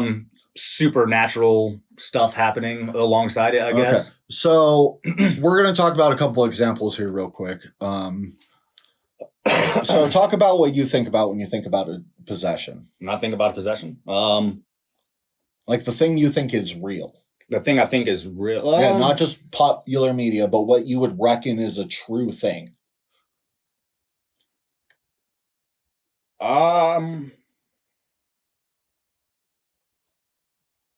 I don't know. See, I just I just think of all the Like you the think movies I've you seen. think a spirit. See, that's a problem with our culture, though. Like it's so. One thing I'm gonna. But a lot of that is based off of the actual like historical beliefs. So I don't think it'd be too wild to go off of that, right? Like if we're going off of like the Well- exorcism of Emily Rose and like movies like that are like supposedly based on a true story, then No, but we can talk about that for a second. And so this is my way of giving you ammo to sort of use in the argument, because I know like in an argument with someone else who reads as much as I do about some bullshit, random bullshit like this, they would have read this same Wikipedia and they think this is proof of ghosts. So ghosts and demons being sort of the same thing depending on what religion you are. You know, if you're a more secularist spiritualist, like I'm not religious, I'm spiritual. Like if you're someone are like you spiritual? No, oh wait, no, okay, yeah. I get you. I was like, wait a minute, no, if you're not. someone like that, Okay. then you believe that a demonic possession is a ghost. If you're someone who's like, I don't curse, I go to church every Sunday, then you believe that it's a demon come from hell. You don't believe in ghosts, you believe their demons come from hell. A lot of Americans have been influenced by something called spiritualism, Yeah. which we'll get into in a little bit. But the first thing that existed before spiritualism existed, before that modern idea of ghosts, was the idea of demons and shit getting into someone's body and causing a possession. Well, see, and like, and when we talk about demons, like in the Middle East, there's the jinn, right? And that's Yeah. basically their equivalent. Yeah, even if Their we go equivalents, on and that that's also topic what here. genies are, right? Isn't that Yeah, true? they're demons. They're like Yeah. the I think Islamic equivalent. Like I'm not exactly sure, but So, and maybe even older than that. to clarify, because like I didn't actually get to answer like what I think ghosts are. Okay, so what you think ghosts are and what So, you like- think demons are. The way genies are portrayed a lot of the time, they obviously this isn't what I believe is real, but you know how they You're mounting an argument. yeah. Refer to it. you know how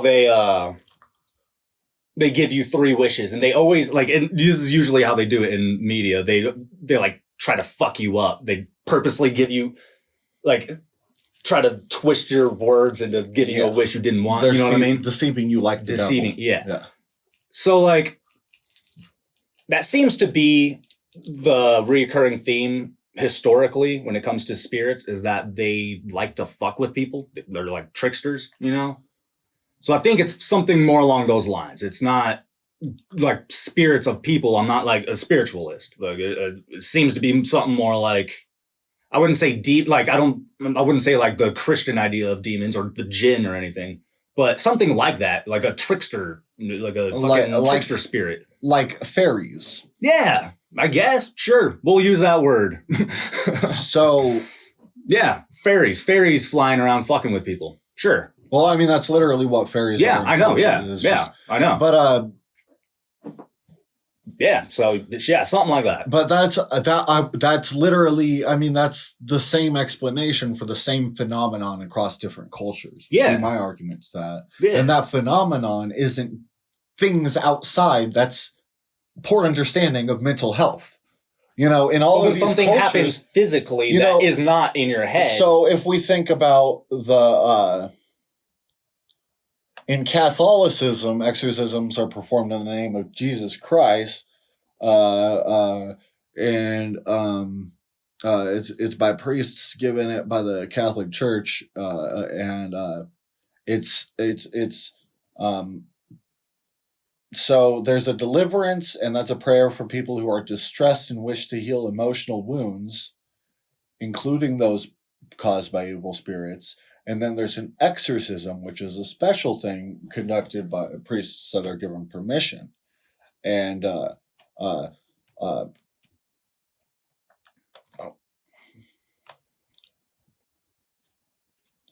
so basically, this is what you see when you see like the popular media version. Yeah. And this is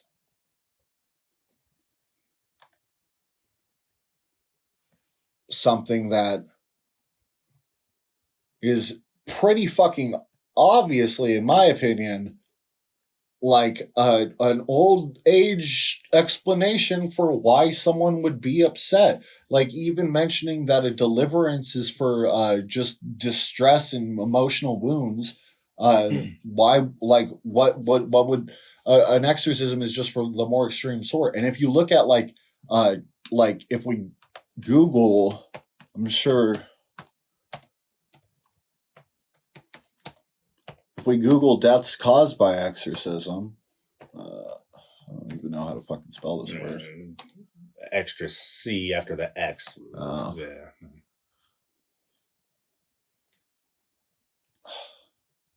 That's too recent. I'm not gonna read that. That's it. Okay, so we have two stories already that are more recent than I would like. People dead from exorcisms. That's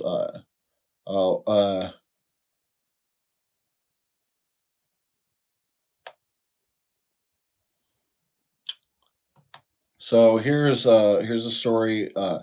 Anna Elizabeth Anneliese Michel was a German woman who underwent 67 Catholic exorcism rites during the year before her death. She died of malnutrition, for which her parents and priests were convicted of negligent homicide. She was diagnosed with epileptic psychosis and had a history of psychiatric treatment that proved ineffective.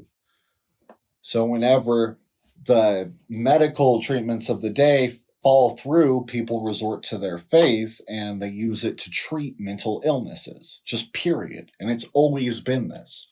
But before there was medicine, the straight resort was something like this. This was like one of the last. See, the exorcism of Emily Rose, you mentioned that earlier. I did. This late, That's the movie I remember the most. And she wasn't actually possessed. She was just fucking psychotic. And it's so sad that she was just murdered by her family and her local priest because she was fucking crazy. And crazy in the nicest of terms. Like, I'm totally on her side. But yeah, this is kind of recent. But I think it's even like it's disgusting that people will go and create something like The Exorcism of Emily Rose, which is a story about how she was actually possessed by demons. like what the fuck? The fuck? Well, and yeah, I mean that's terrible. And I think another example would be the Amityville Horror, right? Amityville Horror. Yeah, yeah. That's another like good example. That's perfect. Like it's fucking. It's someone who's having like and then it gets enabled by culture, and we have some cultures that are too like old to be having say in like mental health. Like there's a reason why the Catholic Church doesn't do exorcisms like they did back beforehand.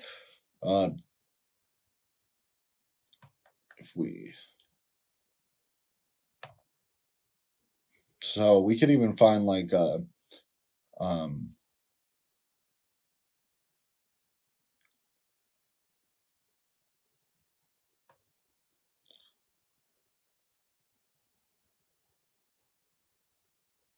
And even like there's a criticism from here, but yeah, so like and I didn't have too much time to read this, but I just wanted to go over this to sort of talk about like the exorcisms are like, or like purging of demons is always like it's a metaphorical symbolic act meant to cure your mental health in a placebo effect type form, you know. That's all it's ever been. Like it's and there's no argument for it being anything otherwise, because in the modern age, every time we've tried to solve something with a exorcism or something like that, it doesn't actually work, because, and we have it on record that it doesn't work because there's nobody to lie about it. These people are the most biased in history. So, okay, so a good example is the story that the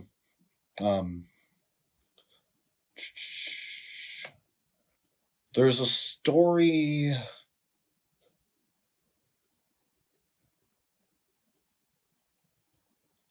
Where is it? Oh, here it is.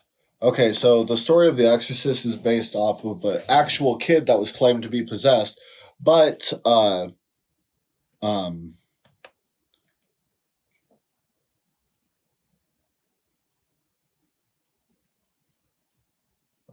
that's not even...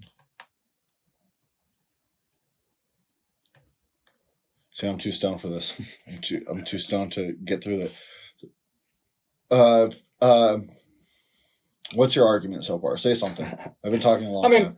Sure. I mean, I would agree that most of the time it seems exorcisms aren't what they believe it to be. I don't know if that means that nobody has ever been possessed, but sure. I mean,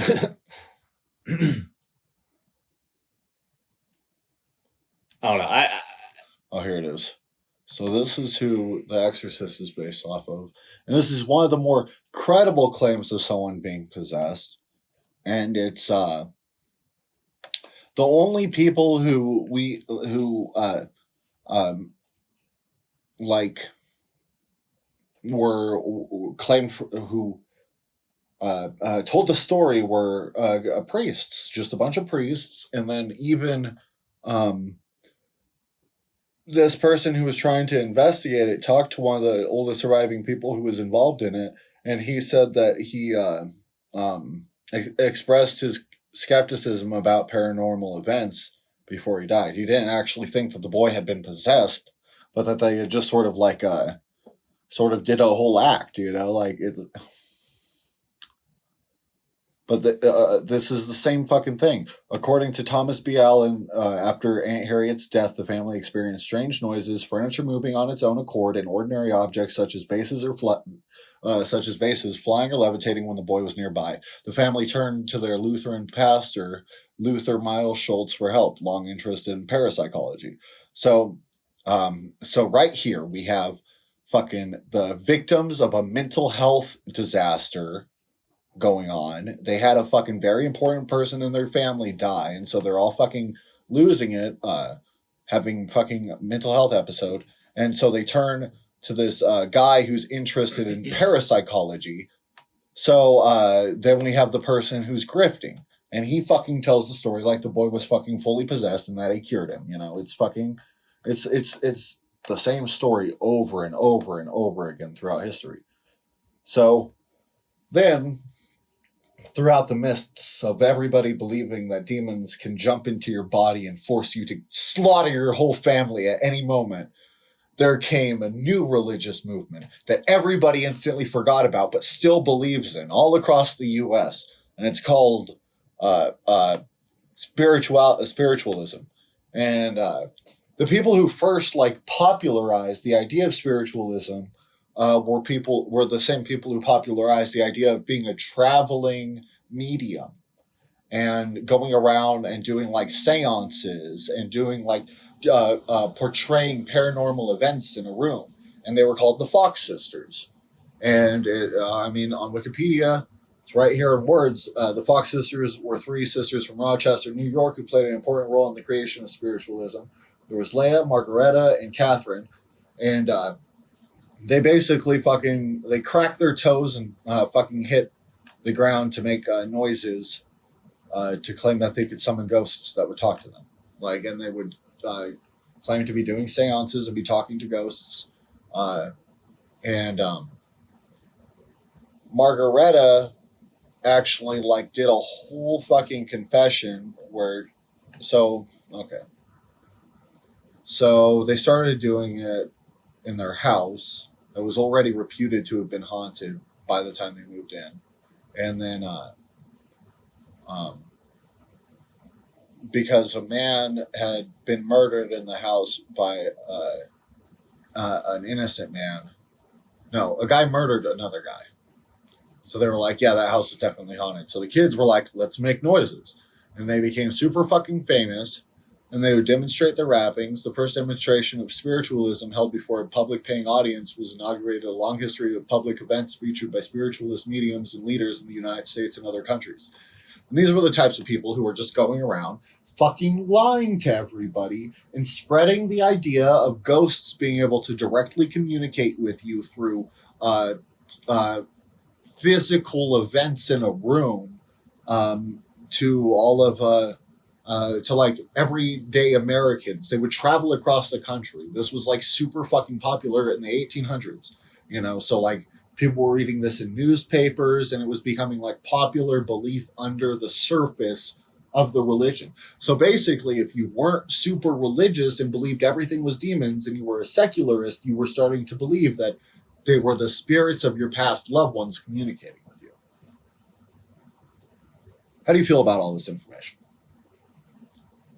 I mean, it's interesting, but I feel like it doesn't really apply to like my personal experiences, though. You know what I mean? So like these people could be bullshitting all they want. They didn't lie to me. You know what I mean?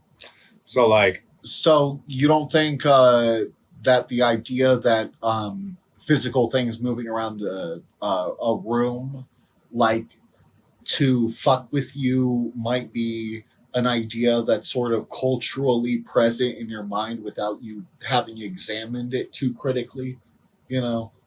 Like this is something that was specifically like a room where things are flying around to cause like a spirit, like a scene by a spirit is specifically popularized by these people in America. Do you think that might influence why your inner mind might create a scenario like that, you know? so you're saying I was hallucinating? Not necessarily, but it's the first thing your mind jumps to. Just like you hear the rappings and the first thing your mind jumps to is that a ghost knocking. Okay, so if something right there flew across the room right now, what would be your explanation for that?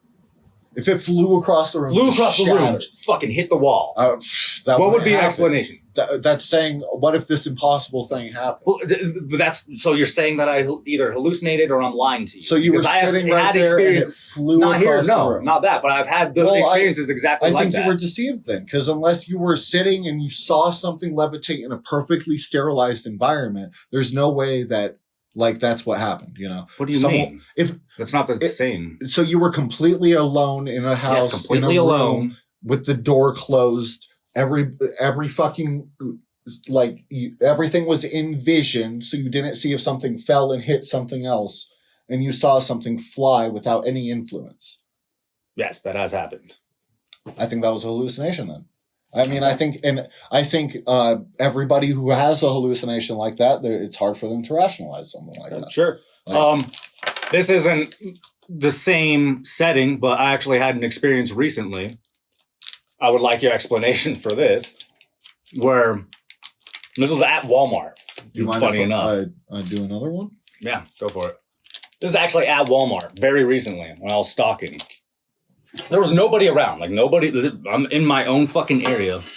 The manager was like fucking 100 feet that way. And she fucking... so like I'm fucking doing the paper plates, right? And I'm way over here on this side of the... no, I was doing the fucking...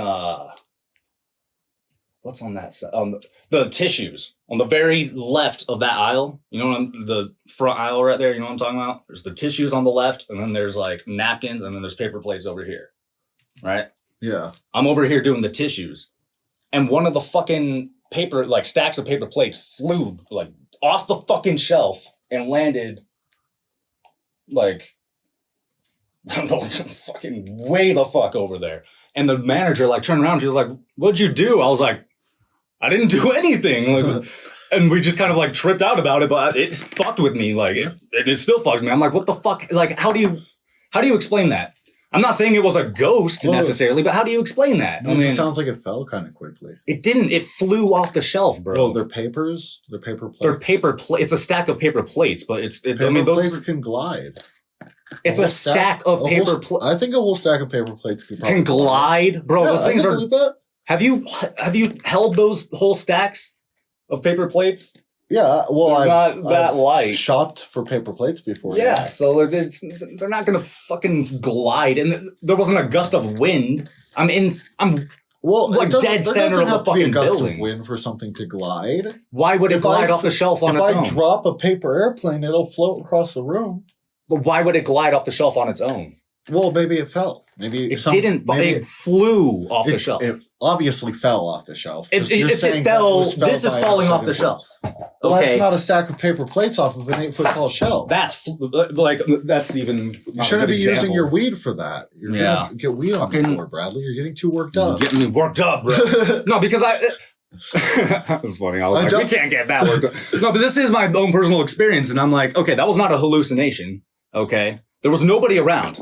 There's not somebody on the other side of the aisle because there's a physical the next 3 aisles are my aisles. Yeah, there's nobody there. Like there's nobody stalking on the other that side. To like a playful, mischievous spirit is just the last answer. That's just not.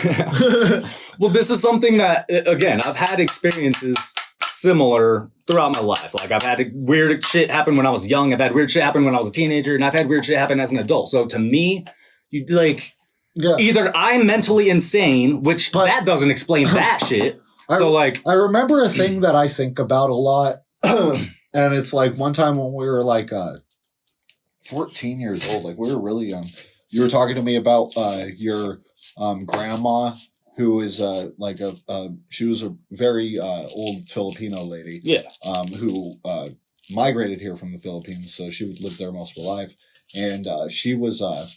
She believed that there were like things in the trees, witches in the trees. Yeah, they're very superstitious about witches in the Philippines. And so, I think about that a lot, and I remember like being like, "Oh yeah, that's ridiculous," and I think about that a lot because it's exactly like the cultural equivalent of thinking like there's just ghosts. Or but I think it is. But I think people have different words and different explanations for what they think it is. In the Philippines, they think it's witches. In fucking I'm sure she had a very Ireland, they would call them fairies. But I think that there is something that we attribute these words to. But I don't think there is. I think, and that's where we disagree. But the failing mind and the fucking the cultural influence will make you see the witches in the trees. That's what I'm saying.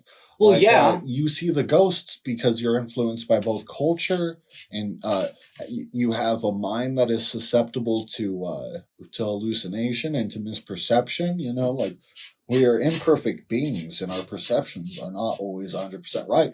And I feel like the fact that we have such like a good streak all the time for it to be broken up by things happening and us not being able to rationalize it would only make sense, you know? I just think with my fucking recent Walmart explanation. Yeah, it seems like a weird place for a ghost to fuck with me at that moment and a weird thing for it to do, but I just honestly don't have a fucking explanation. It's literally the last explanation. I feel like it's the last explanation. So what's the first and second and third? Because I can't think of another one. The first explanation is someone there was nobody that like on the other side of the shelf.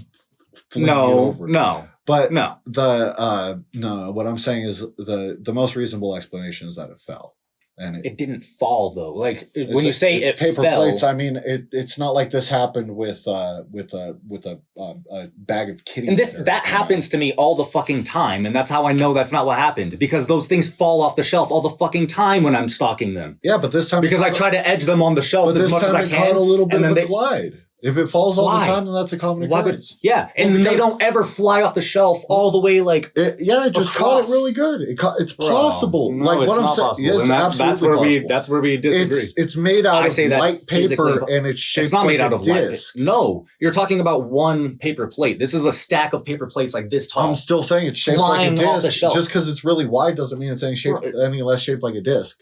It's heavy. So airplanes are heavy. It's like It's 150 aerodynamic. fucking. It's causing uplift by falling a particular way. That's what I'm Yeah, saying. but airplanes don't take off mechanical on their thing. own. They don't fly by themselves. But if you drop an airplane, it'll flip and do stuff in the air. You know, like that's because it's shaped that way. And the paper plates, the stack statistically, of paper plates depending on is, the way they're shaped, if they're falling 100 times a day, and one time they fall and they catch a little is bit this of shaped to glide? that isn't shaped like a paper plate. You're A paper plate. I'm talking about a That- stack of paper that plates. It's isn't shaped like a shaped like a cylinder. stack of paper It's plates. shaped like a cylinder, no, bro. you're misrepresenting. No, it I'm because not. It's not. A stack of paper plates has ridges on the bottom that curve down and it's wrapped in plastic. Barely relative to the stack. But what I'm Barely. saying is that causes uplift. That could cause just I enough disagree. uplift for I disagree. I don't you're think saying- it could. Well, what I'm saying is the skeptic's logical explanation is that it caught uplift, and the spiritualist Well, explanation spiritualist is that it was a ghost. It I was thought- a spirit. So but you're again. I'm not saying it was ghosts. You're saying it's a fairy. You're going with the Gaelic interpretation. I'm not going with any specific The interpretation. Isle of Man is the way you chose. I don't know. The Isle any, of Man is I don't know what the fuck you're talking about. is Ireland, I think. I am not attributing it to any specific cultural fucking beliefs But because I don't have those specific cultural beliefs. I have my own. See, you act like you are influenced by cultural I'm beliefs. not. like I'm not everybody else. acting like that. You are. You're acting No. like your beliefs are made of like your own perception without any influence from your culture. Like No, that's where I would derive my explanations from, is combining all of the cultural. That's what I'm saying. I'm not attributing it to one specific cultural belief. That's what I said. I take I'm saying all is of that it. you are. No, listen to me. I take all of it and I use comparative mythology, I guess would be the best term for that, to like kind of figure out like what's the best like central explanation for all of these beliefs. You know what I mean? Like that. yeah, but you're doing it in a way that It's the same thing I do all with of them. religion. It's the same Yeah, exact but thing I do with religion. But because it's the same thing, it's no different Yeah. than religion. It's the same belief. Yeah, it is. The Yeah, belief because- in ghosts is the belief in religion. But if same thing with religion, if say God exists, we're not debating that right now. If God exists, and then you have all these religions with different interpretations of that, okay, maybe none of them are right. That doesn't mean God isn't real. What I would do is I take but then- all of their beliefs and kind of come up with my own, like, okay, this Exactly, makes but sense. that's the thing. That would be confirming all of them with absolutely. You're taking all of it and confirming all of it without any No. actual information. No. Like it's. I'm not confirming all of it. But that's what I'm saying. If 10 people in the room believe in God, you're saying, well, I'm going to be the 11th guy. I also believe in God, but I believe in a mixed God that's like all of theirs put together. But it doesn't prove that, like, it doesn't prove at all or give any weight to the idea of God existing in that room. You know, you're just agreeing with everybody else in the room, actually. in a way, So you're just agreeing with the Catholic priest that killed that lady. I don't entirely disagree with. You're standing there with your arms crossed, nodding, and If the- she's just starving in her No, bed. oh my god, that's horrible. No.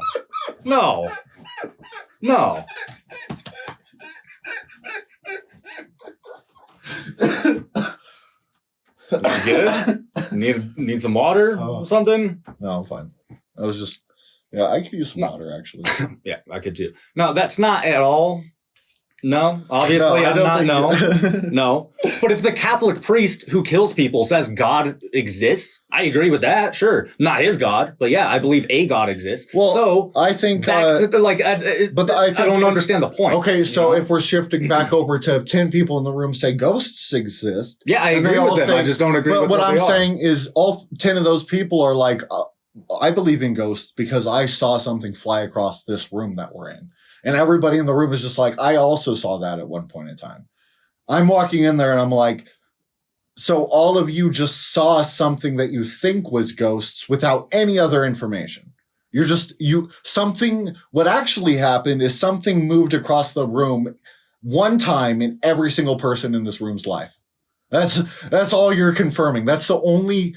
It doesn't confirm ghosts. It doesn't confirm No, it any doesn't. culture. It doesn't No. confirm any type of trickster Obviously spirit not. or even anything supernatural happening. It confirms that at least one time in your life you weren't sure what was happening. No, that's why I can only go off of my own personal experience.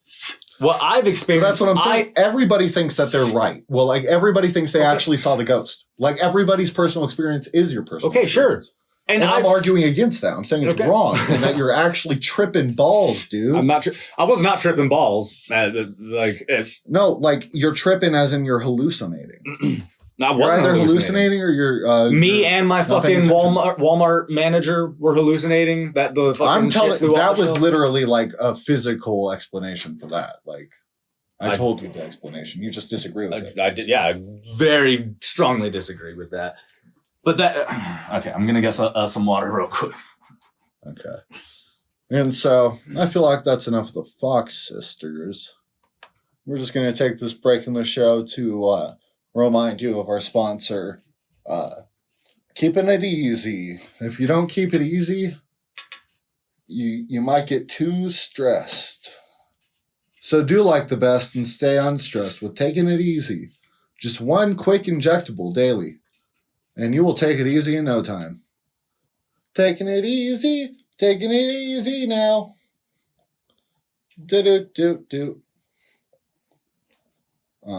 Back to the show. The next thing we're going to talk about is the skeptics of the early 1900s. Twirl the mustache. The skeptics of the early 1900s. Right after Bradley gets back and I take a pee. I need a crutch. Where's a crutch?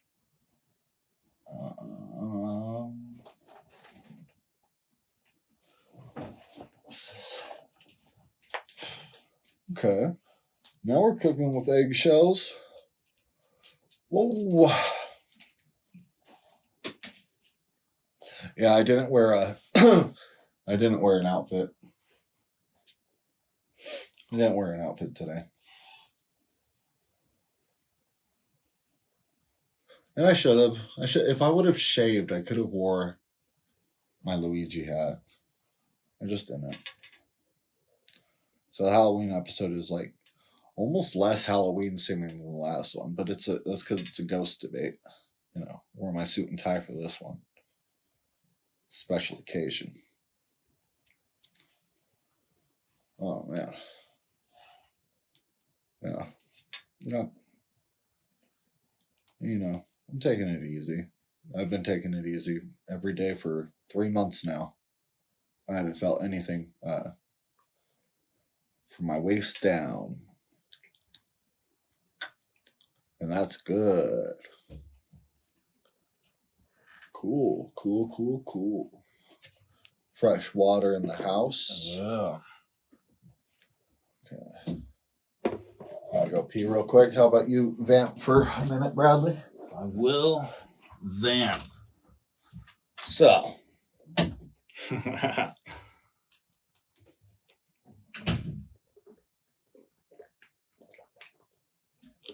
I had some good water.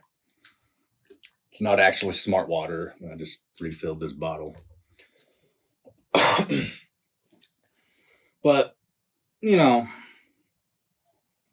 we can debate all day exorcisms, the Fox sisters, whatever. Sure. All bullshit, whatever. honestly, like, to me, that doesn't apply to my own personal experiences in life. Because I've had more than one experience that to me just cannot be explained by physical explanations. Like, I don't know. Maybe I'm insane. Or maybe there are things that we just don't understand as humans. You know, maybe there's like forces in the universe that we can't comprehend.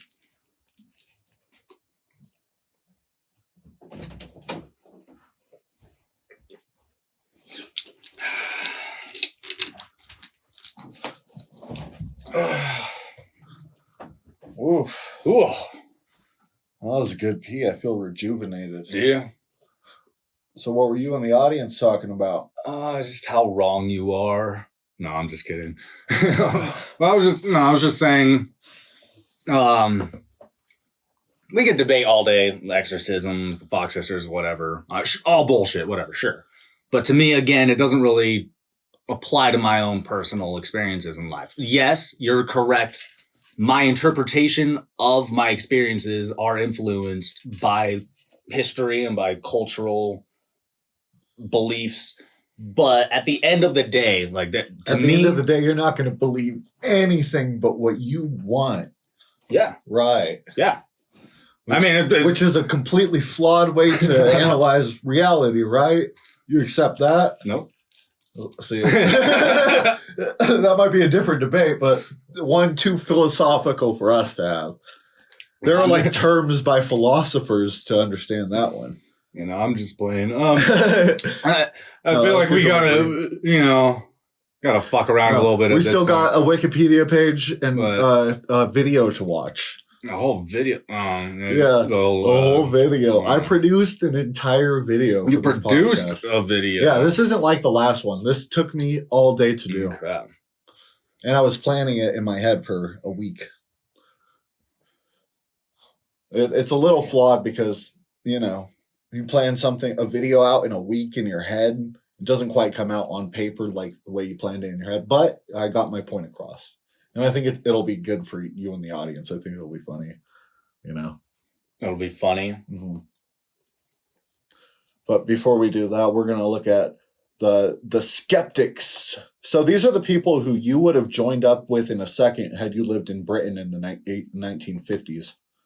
You would have been like, these are my people. I'm going to figure out where the fucking paraphysical comes from.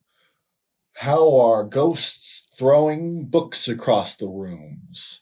You would be at the fucking forefront of that group. Not really. I mean, You'd at least be interested. I would be very reading their interested in it. pamphlets. You would be like the guy Hell reading yeah. their pamphlets Sure, because that's yeah. the only thing close to like conspiracies in that day. yeah, I'm sure. Then, yeah, I'd be reading the hell out of that Yeah. stuff. It would be like that, and then like newspapers of like things that are like the first penny novels, which are no, I don't think they were called something else, but what was it, penny novels?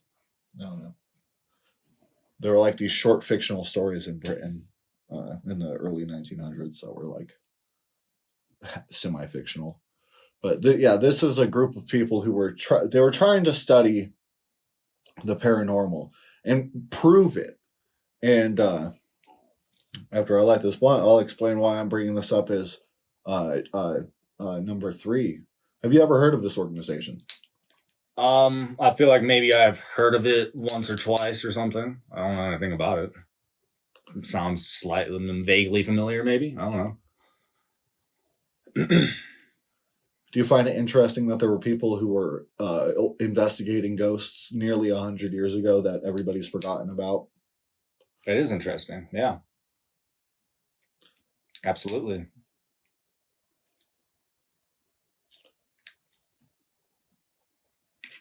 So yeah, these people were skeptics, but also believers. A healthy mix of the two. So it was an actual like scientific organization. Yeah. Like not biased. Yeah. Mixed. Yeah. Okay. Well, that was the intention of it. Okay. Of course, every single believer, when nothing ever proved them right, they accused the organization of being biased against paranormal stuff. But nowadays, since the organization, uh, okay, so we'll talk about it a little bit after I hit this again. See, they never actually proved much, and they tried really hard. And a lot of it fell to infighting. So it was created by a discussion between a journalist and a physicist in 1881. It led to a conference on my birthday in 1882. How about that? January 5th. At the British National Association of Spiritualists, at which the society was proposed. So these were a group of spiritualists who were trying to scientifically prove their religion, right? Yeah. Because that was the whole point of like a lot of spiritualist beliefs, is they believed spiritualism was the scientific perspective on religion. Like it was, ghosts were the explanation for the religion that was based in fact and in material reality. Now, of course, these people were wrong, and it was just the fact that everybody was crazy and nobody knew how to articulate that. But they didn't know that. Or at least they refused to accept it. In my opinion. That isn't their opinion. But yeah, it was formed by people who I would argue are more biased towards spiritualism than actual science. But they had a few pretty big skeptics in it, including at one point in time, Harry Houdini was part of it, and Harry Houdini was a big skeptic. But also the guy who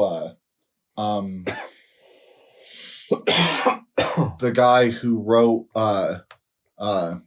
Sherlock Holmes was also in it, but he was a big believer. And so he, after like a whole bunch of stuff wasn't proven right, he led a whole fucking walkout of the organization. And it was like really split up. But then, you know, no matter how many experiments they did that didn't either came up inconclusive or conclusively that someone was faking it, no matter how many of them, they didn't stop being an organization that's dedicated to studying it. So in the end, skeptics nowadays believe that they're biased towards spiritualism too. So these guys are kind of like the exact people who would have the answer if you could find it. But no, if we go through their whole history, it's them accidentally finding fraud after inconclusive thing after fraud after inconclusive thing, which led to a mass resignation down here at the bottom of 84 members, and they created a different organization called the London. They went back to the Spiritualist Society afterwards. And see, if we go down to the criticisms, even after everybody left, their criticisms for having motives liable to impair scientific objectivity. So even the people who were skeptics in the group who wanted to prove it were considered biased towards it in the scientific community. And trying their hardest, they never came up with anything that you could actually grab, like you could actually take, this is the proof of ghosts after 20, 30, 40, 50, 60 years of research. This has been around for fucking nearly 100 years now. Well, actually, maybe longer. Wait, let's go back up. Yeah, this has been around for 142 years. And they haven't found one fucking proof of ghosts. What would you consider proof of ghosts, first of all? So a successful, like one thing that they tried to do was they tried to offer a cash prize for anyone who could successfully prove mediumship without being exposed as a fraud. And during the time, either people would accept the challenge and eventually be exposed as frauds, or just refuse to take the challenge. Like a lot of the biggest mediums at the time just didn't accept it. And the ones who did accept it were all proven as like fucking bullshit artists. If I could find, maybe it's in Harry Houdini's thing. Okay, but if spirits exist, but mediums are just charlatans, that doesn't prove that spirits don't exist just because they're shown to be charlatans. You know what I mean? No, I'm not saying that they're charlatans. I'm saying that these are the most good faith motivated people to figure out, like, to find any proof for this. No, I'm talking about mediums. So, like, if they're Well, yeah, looking, of if they're asking for somebody to like prove that they're a medium. Mediums, especially in this time, but even still nowadays, like, mediums are like culturally the one thing that a lot of people believe are true, even if they don't believe in a lot of other stuff. I've seen it countless times, people who think that, like, someone was able to actually successfully, like, commune with a dead loved one. It's a really common belief. It is a very common belief. I don't know. It's a complete trick. It's a fucking fool by liars and con artists. I don't know if that. I don't think that proves that spirits don't exist. Just because that's one of the most common beliefs surrounding spirits. Again, that's like if God exists, but say Jesus is proven to not exist, that doesn't prove God doesn't exist. Just because that's one of the most common beliefs about God is that Jesus exists doesn't. It's not. I just don't think. I don't think you could be like, I'm a firm believer. Like, I mean, you can accept it. You can accept that you're purely believing it in faith and no actual scientific basis, and you accept all scientific bases contradict what you believe. Yeah, if you're willing to accept all those terms, like sort of a reactionary, like Christian would, yeah, then I guess, like, if you're willing to disbelieve all of, like, if someone works to investigate something through the channels through which it's believed to exist, only to come up with things that contradict it or prove it to be false, then there's no reason to believe in something like that. Like, it's purely an article of faith at that point. And sure, you could acknowledge that, but you'd have to argue from that perspective and not any type of actual material perspective. As a side note, when it comes to God, I'm not religious, but I do believe in intelligent design. For me, it just makes more sense. I don't need evidence to believe that. It just makes more sense to me. Yes, it's a belief. I understand that. But I think it's a reasonable belief. Now, back to ghosts. I feel like ghosts is when I say ghost on this whole podcast, I'm speaking very generally here about spirits. If they exist, I don't know how you would prove that. And if I don't know how you would prove they don't exist, especially because even if you don't have, like, fully corroborated events and recreation, I mean, that's how you prove any type of but we're talking about something beyond the physical, so already it's like the debate is already set up for, like, it in conclusion, you know what I mean? But it's literally like, I'm not gonna believe that there's a fucking sorry to jump to the most extreme thing again, a dragon outside if someone says there's a dragon outside. Yeah, but most people don't say there are dragons outside. A lot of people say that they have had a paranormal experience.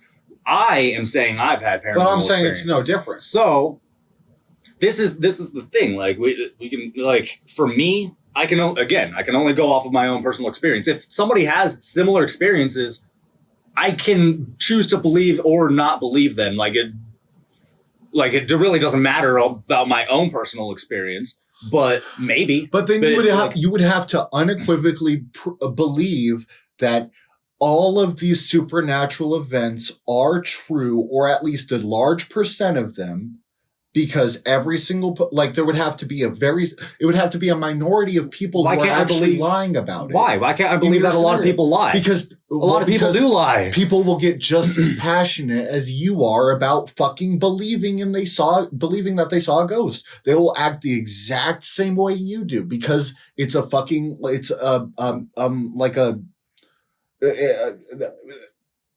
it's impossible for someone to accept that they've hallucinated. And every single person, I will argue that most people who believe they saw a ghost feel the exact same way you do. So then, by that logic, you would have to believe that ghosts are more likely to be real than not, in the way that people view them by like being mischievous things that throw things across the room and fuck with individual people only when they're by themselves. Or only when it's a small group, or only when people are drunk or tripping balls or fucking haven't slept for too long. Like, yeah, sure. I mean, to you that sounds insane. Yeah, I mean, yeah. But you would have to also acknowledge that you have no basis in like any type of research to believe that. Because how do you, like, the only research you can do is what people say they've experienced and what you may or may have not experienced. If you've never experienced something, then obviously to you, you could just say, well, all these people are insane. Well, what's whatever. the difference between, but like, then you, like, there's no difference between that and believing that God exists. There is, because I've never had an experience. No, don't interrupt me. Okay. Because God exists because angels exist because you talk to angels, you know, like, let's just say angels exist because you talk to angels. A lot of people believe they've talked to angels. It's like a common fucking Christian belief. And that's exactly a cultural hallucination. And I would argue that they're probably not talking to angels, but maybe they're talking to something that is tricking them into believing they're angels, because that seems to be the common theme with spirits. How is that more logical to you than a hallucination, when hallucinations are recreatable and diagnosable and ghosts aren't recreatable? Maybe both, like, it can happen. It's not like... But especially like if spirits, like, and this is a common belief that spirits actually target people who are mentally ill or who are on drugs.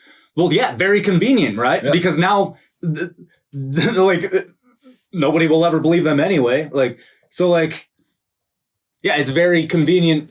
That's ridiculous. It's convenient for the people who want to argue that spirits exist, that they attach them to crazy people. That's what I was getting at. It's convenient for both arguments, because the people who believe in spirits can be like, oh, well, you know, that's the explanation. But if that is what's happening, well, that's convenient for the people who are... That's like there's just... You would have to... You're arguing purely from, I believe this... I didn't even say I believe that. I said that's personal experiences that happened to me, and nothing else will sway me. Nothing else will ever change my perspective on this. Even if I could point at something happening to someone exactly the same situation, and it just being someone who had a schizophrenic episode or had a singular hallucination. Okay, but we're talking about hallucinations, and again, I've had experiences that cannot be explained by hallucinations. So then you have to, again... I would argue that the paper plate thing is a physical thing. And that would be your argument. And I argue that is physically impossible. Yeah. Well, you argue that it's physically impossible based off of nothing. What's your argument for the lift thing? What's your argument for the lift? You're just saying it's the way it's shaped, bro. That isn't how it works, though. That's not how... It has curves. That's how aerodynamics works. It has to be shaped. Paper plates have a curve on the bottom. Yeah, if one or a small stack of paper plates.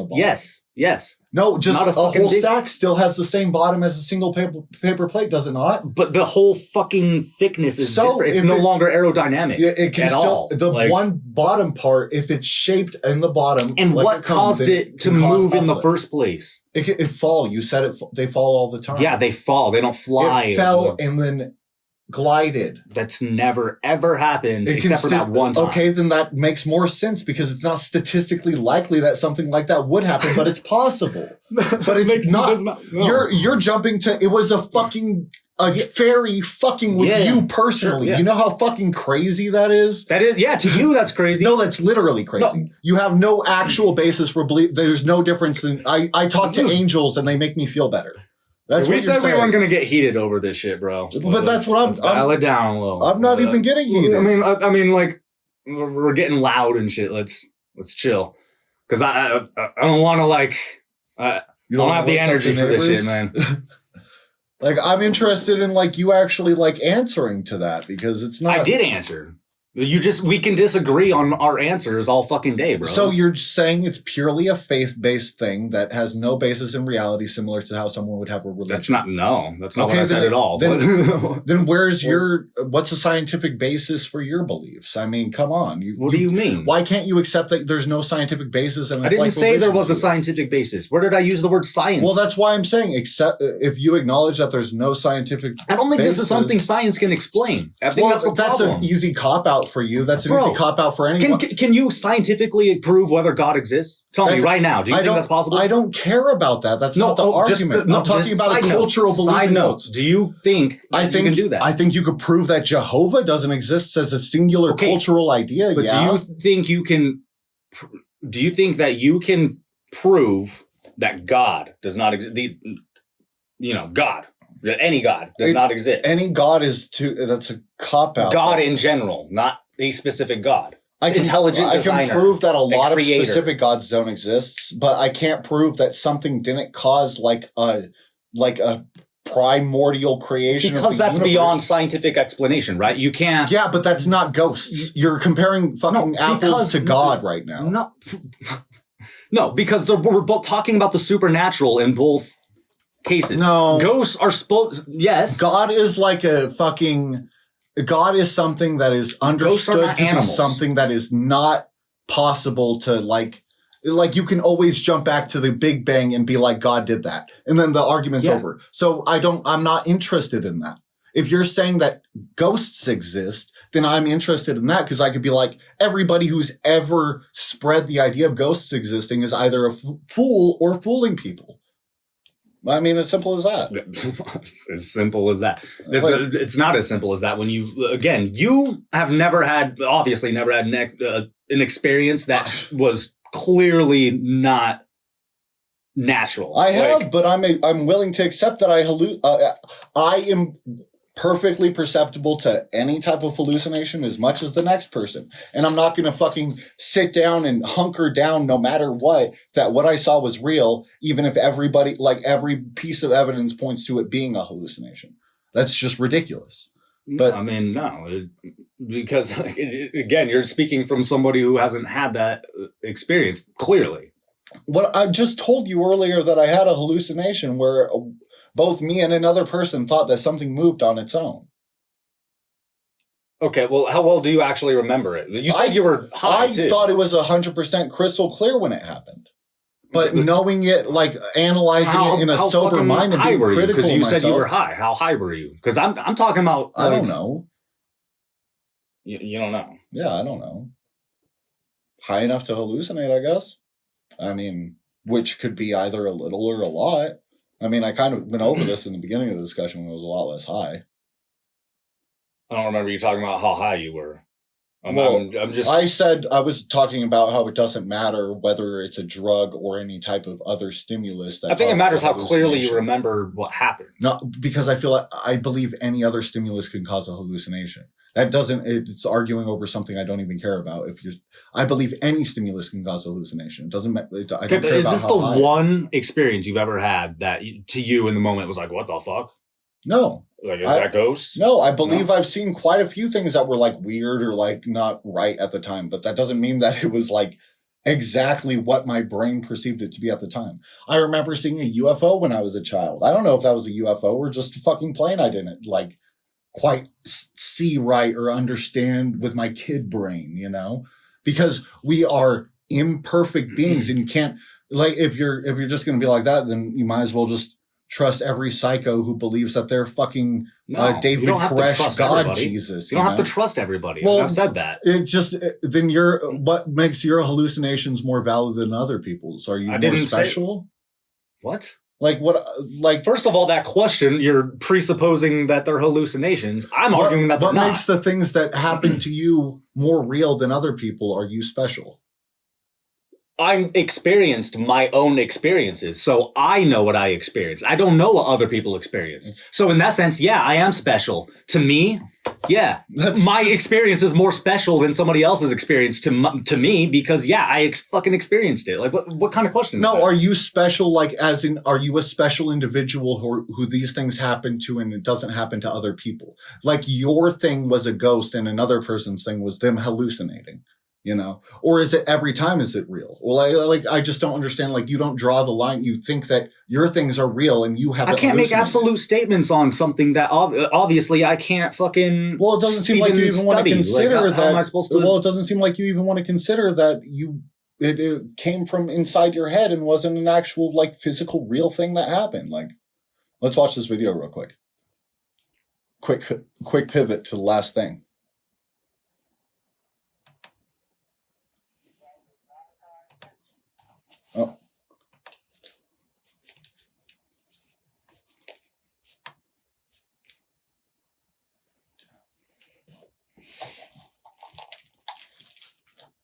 Okay. This is a video called The Dead File.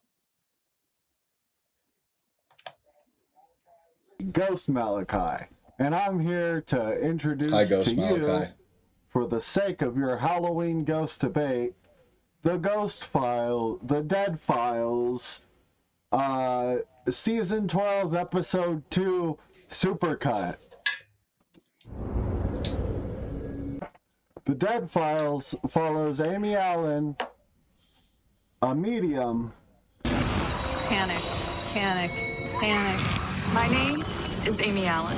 I'm seeing like blood. The house just feels bad. I see dead people. This man is completely insane. And a guy named Steve who was a cop. I'm Steve DeShop. I'm a retired New York City homicide detective. Happens you die right there on the spot? And I know every person, every house has secrets. Most Dead Files episodes start out with Steve talking to the person about what's happening in the home. Like you're going through hell here. Yes, we've had a lot of activity go on in the house. Whatever's in this house is targeting my children, but I want it gone. Do you know anything about the house or the property? Yes, the previous owners actually died in the house. Okay, I'll look into that. Then he asks You want me to for a roll another list of one? occurrences. It's your all your weed at this Okay. point. So, I'm Heather, do pretty me a favor. stoned, Give me a bro. list of what Yeah. you guys are going through here. We're hearing voices. We hear footsteps. We have objects moving on its own. We see apparitions. We have mood changes, and we have physical attacks. On the phone, you mentioned the activity is affecting your marriage. Yes. In what way? He's been very moody. The slightest thing he'll blow up and start screaming at everyone. I mean, it's gotten to the point where I've wanted to take the kids and leave. And then he talks to the kids in this particular episode. Okay, how old are you, honey? I'm 11. 11, and you are? 10. So I was talking to Mommy earlier, and she was telling me about some really scary stuff that's going on in the house. Can you tell me about an experience you had? I was doing the dishes, and I set a butter knife down on a towel, and next thing I knew, it flew down and hit my foot. Okay, you sure you didn't bang into it? So, Annalisa, has anything like that ever happened to you? Yes. I was asleep, and no one was in the room, and the jewelry box just flew off my bedstand, and it woke me up. Then we cut to Amy walking around in the middle of the night throughout the house after they've evacuated it. The angry old man. He likes this area. He is trying to talk to the people here, mostly by yelling, stomping around. So it makes, things move. Basically just saying every single thing that comes to her head. Go ahead and watch. He's like, I'm just trying to save people. What the hell? What is it? Somebody getting strangled? Is the old man doing this? No. I'm thinking, okay, then it's got to be poltergeist. And then, while Amy is doing her overnight investigation, Steve is doing an investigation of his own at local libraries. Rayburn and Wanda Pittman, they bought the property in '83 and actually a couple years later built the house that your clients actually live in now in 1985. In this episode, he figures out that two people died of the same illness in the same house within 80 years of each other. Okay. He's only 67. All right, so Rayburn's dead. When does Wanda piss? Wanda is diagnosed in 2013 with stomach cancer, and she actually dies in the home as well in April. She was 72. Well, actually, there was another married couple who both died on the property as well. Lena is actually diagnosed with gastric carcinoma as well. In 1939, she only lives for about 2 months after the diagnosis, and she dies on that property. Also, if you pay attention to the birth certificates that they don't say the name to, they're even older than the couple that died in the early 2000s. Now, what about the husband? He stays there for another 6 years. Okay. And in 1945, he also dies on the property of heart failure. So we have one married couple that actually dies in my client's house. Right. And then we have another married couple that die on the property in the early 1900s. Right. What's interesting to me is the two women both dying of the same disease.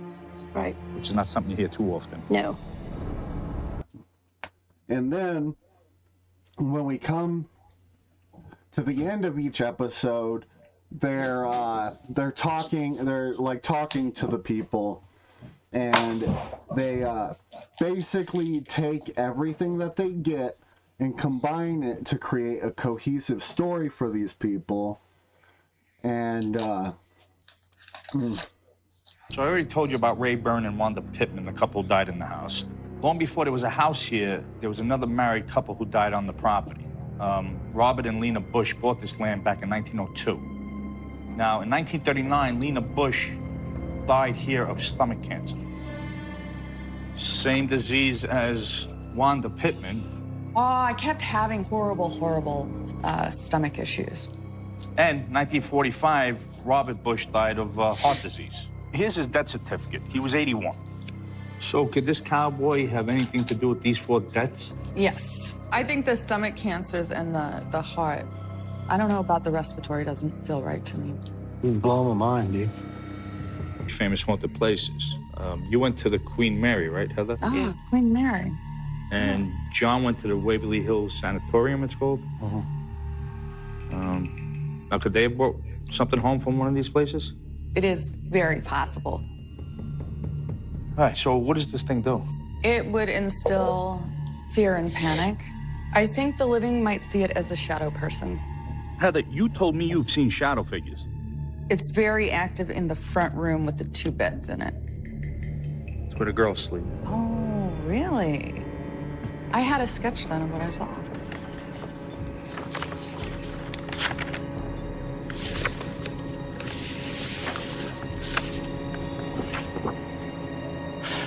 This is hard for a parent to see.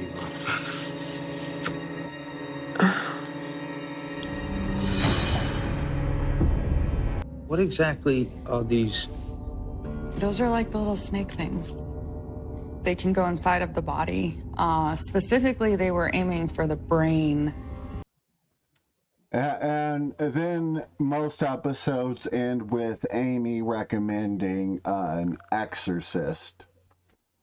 Quite a few things that you guys are going to need to do. So the first thing is the need to control the PK. I'd like you to get a video of Tai Chi that Aliana and your mother can watch 3 times per week. This will help with balancing their energy and controlling it. Next, there's a team that I'll refer you to who can help you deal with the cowboy and moving him on. He must be detached from you. The second thing is that they will then remove him from the land, okay? As for this thing, the team will work to send that guy back to where he came from. So once this thing is gone, they won't see the shadows anymore. No. What about physical activity? Oh yeah, that'll get so much better. Now, what about our dead guy, Ray Byrne? He's upset with you guys, he says. He would like to see you guys in marriage counseling to work on communication skills. Once this is done, Ray Byrne will likely leave on his own. At least in this situation, she recommends marriage counseling too. And that was The Dead Files.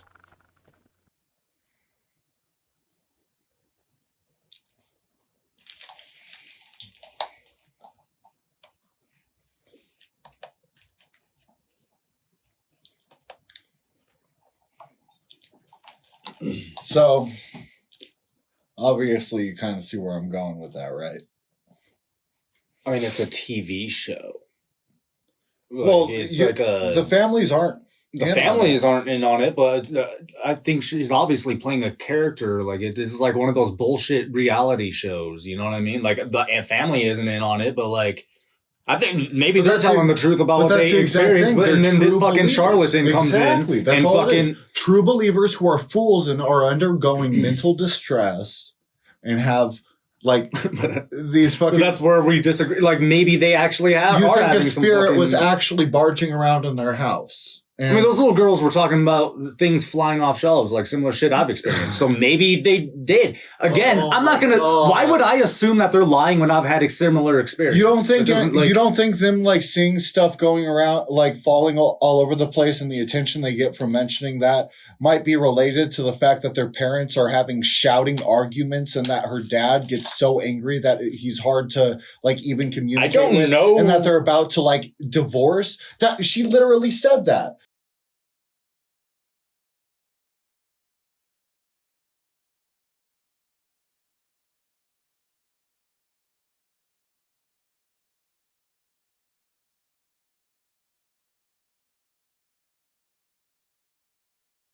A fucking cultural fantasy that's used to cope with mental distress and emotional mental illness. You know, like it's that simple, that fucking easy. That is the answer to ghosts. You're taking one specific, even if This that's is the every answer for single them. That's every single situation. The reason why I use that as my final exhibit is because I mentioned the Fox sisters who went around like Amy, going around pretending to be mediums, communicating with spirits, claiming to talk to them Yeah, directly. I think anybody doing And that then is most on likely top a of fucking that, liar. Everybody who believed it and believed in the ghosts, the people whose minds were blown by it, who were projecting it onto their children, the same way who someone thinks that their kid is possessed or that their kid is like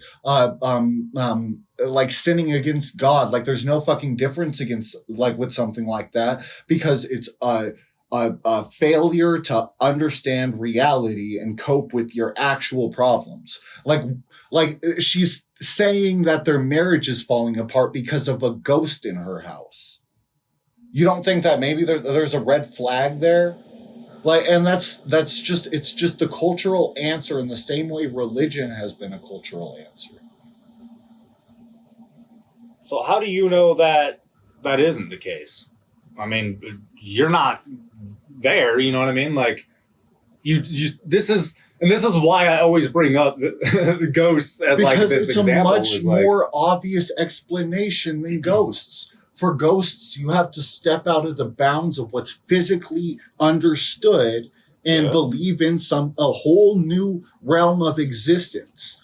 For mental health, it's literally just everything happening in people's minds and people failing to cope with those situations. do you think humans like understand everything there is to understand about reality, basically, and there's like nothing? I that we obviously don't know I don't that, think that, because I think most people in America at least are like no, I mean that. And I think human most being, people- like the scientific human beings. That's what I'm talking about. I Like, believe in everybody can be biased. I'm not saying like an individual scientist Well, but can you're be saying- a good pharmacist and well, but you're also believe saying in with ghosts. absolute certainty that there is no realm beyond the physical, and there is nothing like that. I'm saying that there's no proof for that beyond a fucking cultural belief. You're in saying it that there based is off of- nothing like that. There's no evidence for that except for cultural beliefs like in hell or like in multi-dimensions, which is a pseudo-scientific belief by the type of scientists that you fucking dislike.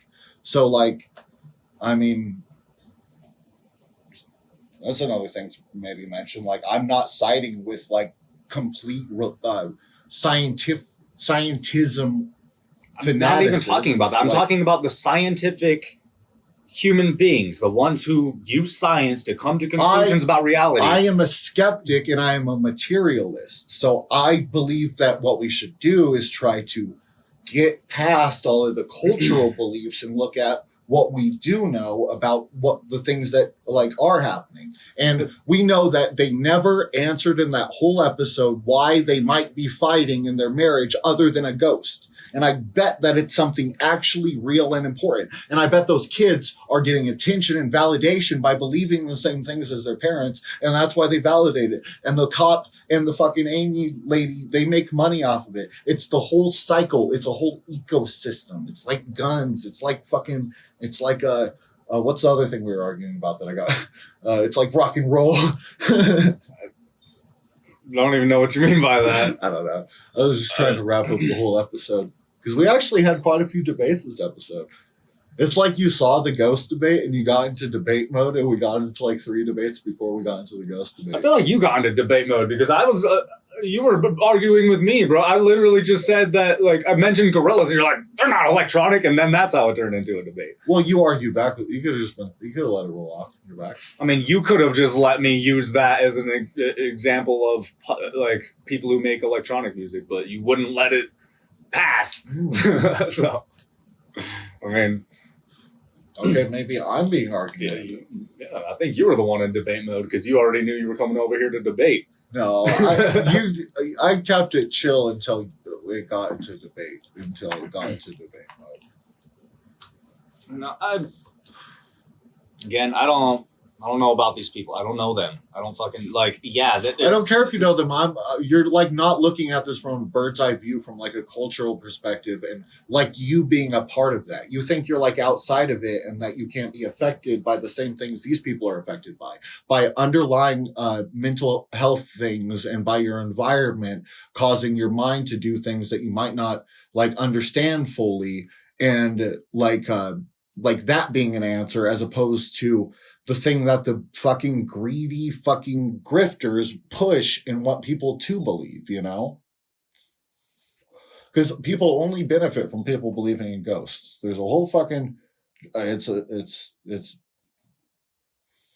only ever been a fucking ploy to get like people's like money and attention, and a replacement for like we're talking about pre-modern religion. You're talking about ghosts, like the modern day ghosts. Like what I believe goes back to, like, well, because you believe in a syncretic mishmash of things that contradict each other. Well, there's a recurring theme in all of human history of something like this existing in every culture. So to me, yeah, and I take the generalized version of that. Yeah, because I'm not going to.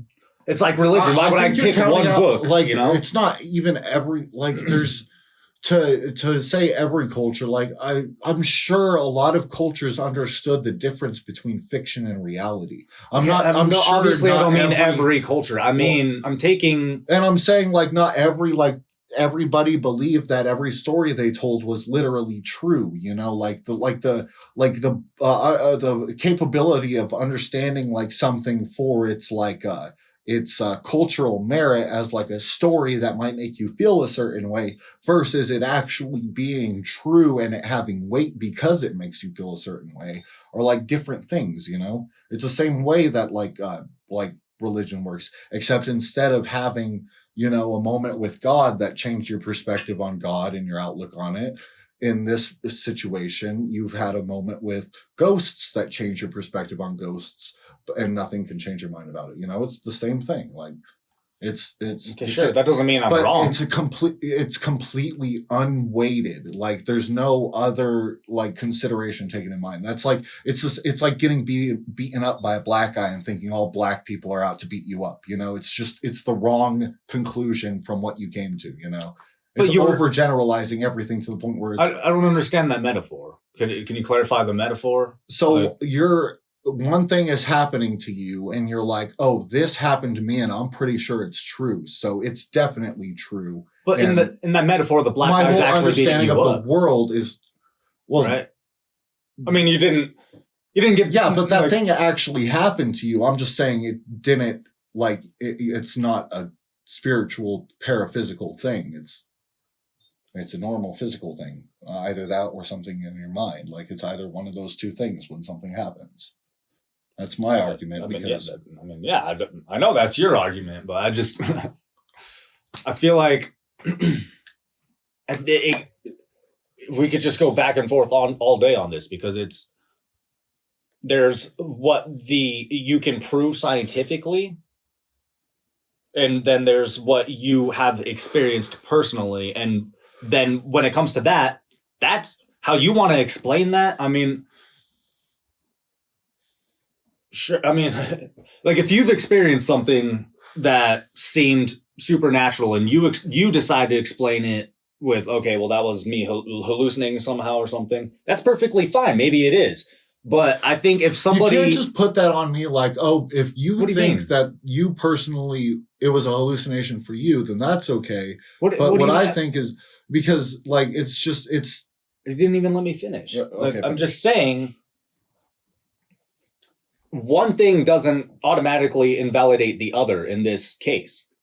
So if you had that experience and you're like, well, that was a mental health thing, maybe it was, but that doesn't prove that ghosts aren't real still. It doesn't... see, that's the thing. You're reducing my whole thing to, oh, it actually, you're thinking like I'm thinking the way you're thinking, and I'm not. Wait, I'm what? thinking with miles of evidence, and you're thinking with one personal thing. I'm not thinking, oh, this one thing that happened to me, actually, it was a hallucination. So anytime it happens to anybody, it's a hallucination. That's not what I'm doing. That's what you're doing, and you're trying to mirror it onto me. That's not what I'm doing. No. I'm doing that because I've had situations like that I believed were ghosts, but I've come to reconcile that our minds are less like firm than we think they are. And through all of the knowledge that I've gained over the years, I believe that it's a cultural hallucination deal. Like and that's fine. It's not, but you're saying you can't say that, you feel this way because you think that what happened to you was a hallucination, because that's not. I'm clearly saying it's because of all this evidence and historical reference. Like, and you can refer to history or like a syncretic God that exists amongst things, or a syncretic ghost that exists amongst things that you can culminate into your own specific belief. But that is not a critical way to view anything. That is like it's just being like, okay, how can I fit in the best while also feeling like an individualist, you know? I don't know. I don't know, man. I feel like it's one of those things that you can't really like come to a conclusion on debate wise. Like, I mean, I don't know how like. Well, I mean, I think that's pretty much all I had to say. That's why I wanted to get to the video before we got like too late. But yeah, I think I mean that's about it. But we don't have to end it on that. I don't know, man. It's kind of exhausting, honestly. Like, I know it's a lot to think about, but it's not like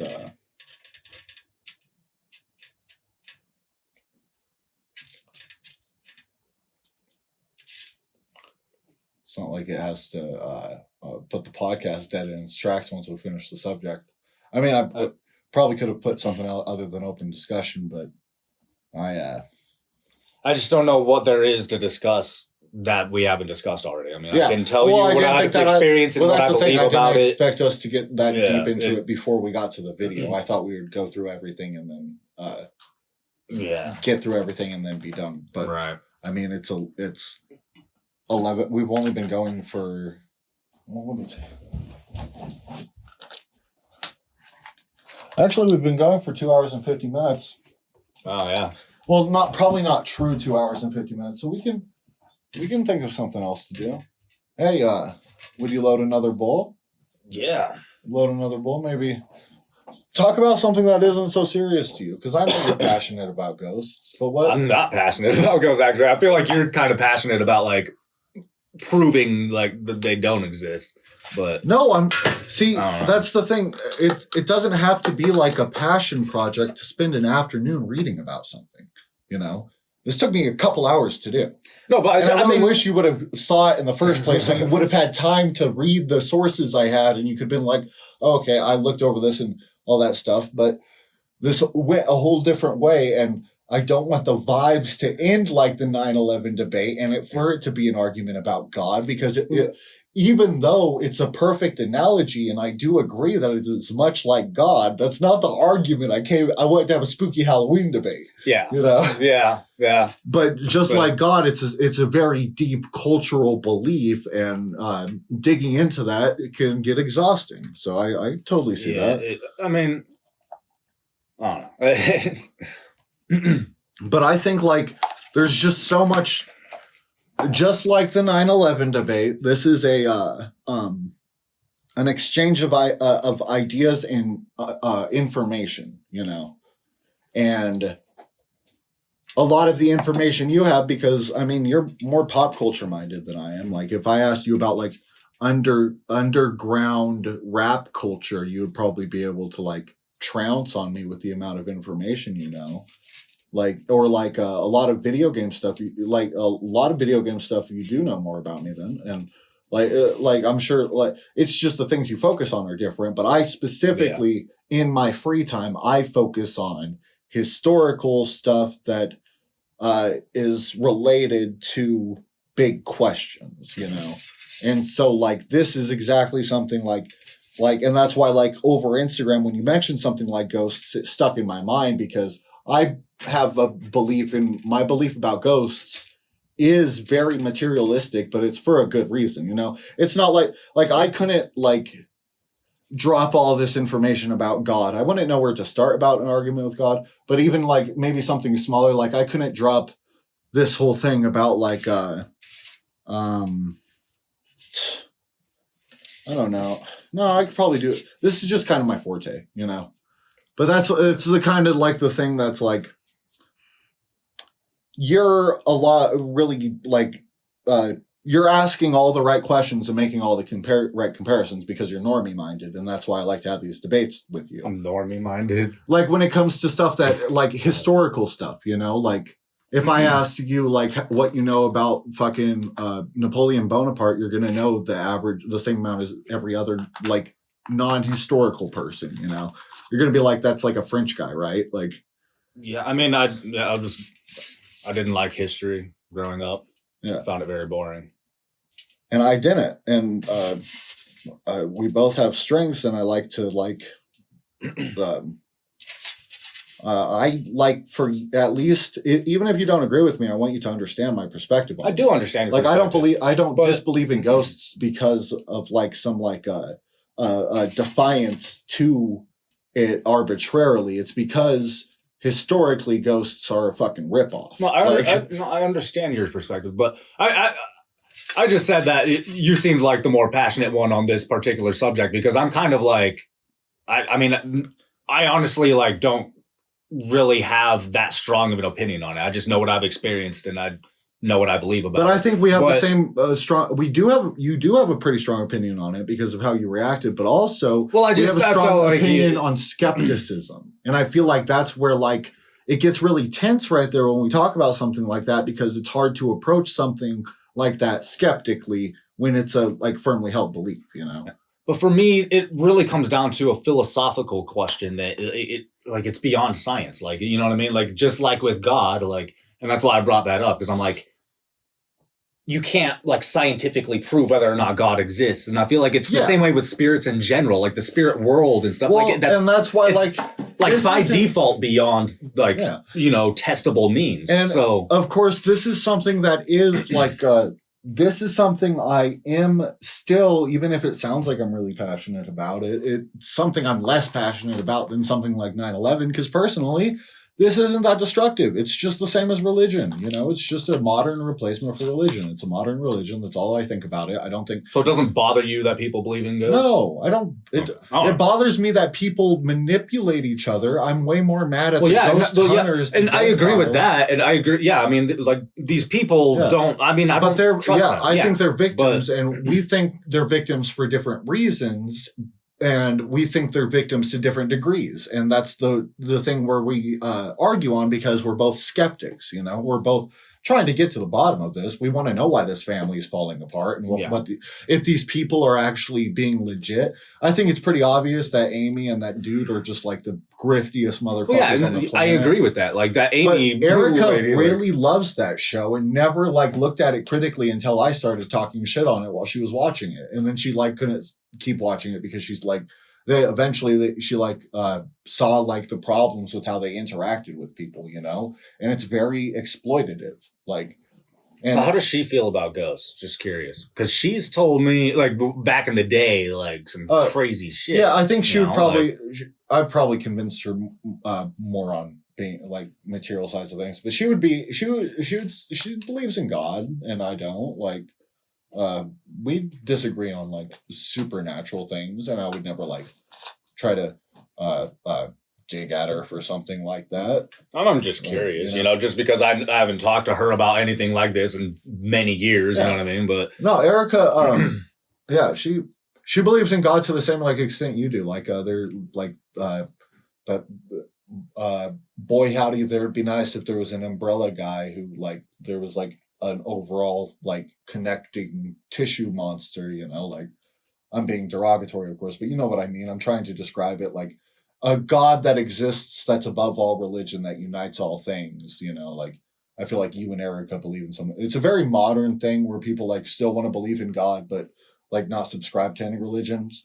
And I think from there people are varying degrees of how much they actually do take things from the religion of their parents and the people around them and also mix it with their modern belief of God, you know? Yeah, I mean, I think it's a lot more common nowadays to have like your own religion kind of. And I mean, I don't see a problem with that. I think it's better than following a religion, or especially an organized religion. I think it's better to like come to your own conclusion on things. And maybe there are going to be a lot of people who come to very wildly wrong conclusions, but maybe some people get close to the truth. Yeah. I like to preach like the right type of methodology to figuring it out, and I think this is it. At the very least for like for things like whether or not you're being deceived by someone. It's very much like look at the history of something, because it's very obvious that the people from the Dead File are like experts at what they do because of generations of it existing as a trade, you know, like they like that's what they do for a living. People don't really criticize it. It's like a lot of the viewers of that stuff probably like believe it without a doubt, and everybody likes to believe in their own way of like how it works and like who gets to be in the afterlife and who gets to communicate back and forth. But like ultimately I think it's very culturally based. Well, yeah, I mean, I do understand that, and I think that's part of what you didn't really understand about my take on this. You know, is I do understand the cultural influence, and that's why I remain very like agnostic as to what ghosts or whatever, you know, what it is like that, because like I understand that I was brought up Christian, so my parents would tell me that shit's fucking demons. You know what I mean? Yeah. They were actually Catholic. Both of my parents were brought up Catholic. Yeah. So you know, so like exorcisms too. Exactly. So like I understand, and I don't believe the things my parents believe. I look back at my childhood and I understand a lot of it was very silly. You know what I mean? So I'm not like religious minded or anything. I'm very agnostic for the most part about this stuff. I just know what I've experienced, and to me, it seems supernatural. And I don't think that there's a problem with seeing it that way. You could see it as like unscientific, and sure, I mean, but again, when it comes to something like that, I don't think science is like the end all be all to get to the truth with something like that. Well, yeah, and I think ultimately, like if you're religious but you don't fall for things like piece of shit fucking like mega church type, you know, who's like ruining society, or you don't fall for cult leaders who are ruining society, and you don't fall for like grifters like that who are ruining society. The less people who fall for that, the better. But if you're religiously minded and you're able to look out for people who are obvious grifters like that, at least some harm reduction. Right. You know, that's all I care about, some harm reduction. I want someone to see that and be like, oh, okay, I see the bad thing that these people are doing, you know, to some level. Because I still wonder what was causing their marriage issues, you know? There was no question about their marriage after that point. You know, it was just marriage counseling at the answer at the very end, but they thought it was a ghost causing his anger. And that was something that was never really brought up. And I think she recommends marriage counseling specifically because she felt bad, because she understood that she was playing a trick on them, and that she wanted to at least recommend one thing that'll help them. you know. And I didn't pre-pick that episode. I picked a random episode this fucking morning and started working on cutting it up, you know. Yeah. Because once you understand their techniques, like the common people, like the common mediums and stuff, then you're able to see it. Like, did that family contact the show? Is that how it works? Yeah. I guess I don't know how else it would work, right? So I'm assuming they probably watched the show. Yeah, they're probably fans. Yeah, very biased. Yeah, most of the time. But I've seen there are episodes where it's like old couples where it's like, no way, these people like they're in a bad state and they're being told ghosts are your problem. I'm curing you of the ghosts. Like, and it's like, I would at least like if people were more critical of it, because maybe there's an argument to be made that like, okay, if these people don't believe in anything else but ghosts and they think ghosts are the problem and they call the ghost lady and the lady gets rid of the ghosts and it makes them feel better.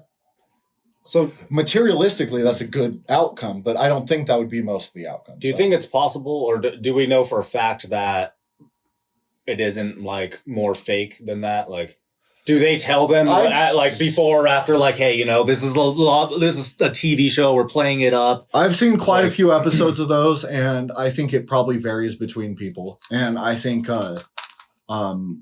I've seen some very candid reactions from people who did not seem like they were in on it. And I think that's probably one of the more unethical ghost shows, but it really highlights like the dynamic between a believer and a like grifter type right after talking about like the beliefs and the grifters and stuff. So I want to sort of like bring it all together at the very end with like a modern day example of how this still kind of works today, you know? Well, and I get that. But like, the way I see it is like, if something like ghosts did exist, of course there would be grifters fucking using that. You know what I mean? Like, so like, you know what I mean? Like, do you agree that that would still be very prominent even if it did exist? Every time you say that it's not proof that it doesn't exist, I agree with you. I do agree with that. Because like, while I agree, like it makes it less and less believable every time you see stuff like this, you know? Again, like for me, like, I've had my own personal experiences that I thought were weird. Maybe these people have, maybe they haven't. I don't know. But these people are grifters. Like, yeah, I agree with that for sure. And you can see the historical through line, right? And it exists all the way to the beginning of the same religion that gives a lot of Americans that belief without realizing it. But that's when people say they're spiritual, but they're not religious, they're spiritual. They're referring to spiritualism and don't even know it. It's a religion that has a name and they don't even know that they believe in it. I think whether or not spirits do exist, as long as people have believed in spirits, of course there have been grifters. You know what I mean? So exactly. Yeah. And it makes me kind of wonder, like, who was like who was the first person to fucking... Yeah. Well, I imagine a lot of religious leaders throughout history have always taken advantage of something like that. You know? And like, that's, I guarantee priests from the beginning of time have been fucking little boys. Like, from the beginning of time, I guarantee it's been for sure, yeah. Yeah, and that's the thing with it. And obviously, you wouldn't argue that all that priests... proves that God doesn't exist, you know? Like or that all priests rape kids. Yeah. What is this? Oh, yeah, check that shit out. Oh, my God. I forgot to show it. We could still use that for the music video, though. Is that why you were bringing that up? We could still use that. If we put that right in front of the box, that would be pretty cool. Right. No, I kind of just got this as like a neat little thing, but I did think like maybe it could be used for something. Yeah. They had a bigger one too, but I didn't see that. Where'd that come from? This was just at Walmart. Wow. Like an end cap. Walmart's better than Temu. Walmart is. I realized after I got cut by Temu that we probably shouldn't buy really cheap Chinese goods that are under-regulated. Yeah. Maybe we should all just stick to designer clothing and modern American potato peelers. I agree with that. I think we finally closed in the 17th episode of our show. We finally closed the question about Temu. Don't do it. Buy from your favorite clothing designer brand, as long as it's ethical. And who cares if it isn't ethical? Just please don't buy from Temu. They hurt my finger. Look at that. You know, it was really deep because I just put it back and it healed that way. It just like it didn't ever scab up or anything. That's how deep that was. Yeah. It dug right into my knuckle and just healed it up. Pretty magical how our bodies work. Yeah. It is like very magical. It's fucking crazy. Yeah. Like how cells work. Yeah. Like white blood cells. Yeah. How they All that know where shit to fucking- All that shit. The more you scale down biology, the crazier it fucking gets. And the more incomprehensible it gets. Yeah, it's like, oh shit, I'm just a bunch of living creatures? What is a living creature? What is consciousness? Then you just melt into a puddle. That's why I try not to think about that part. It's The micro level is where it's freaky. Like, oh yeah. Like, I don't even, people are worried about God. I'm worried about cells. Like, they have their own organs. That's the closest to a God we got. I don't know. To me, it just confirms my. Or are we the gods of cells? I think it would be more like that. Because think about the way, especially like the way I believe in God is like an omnipresent.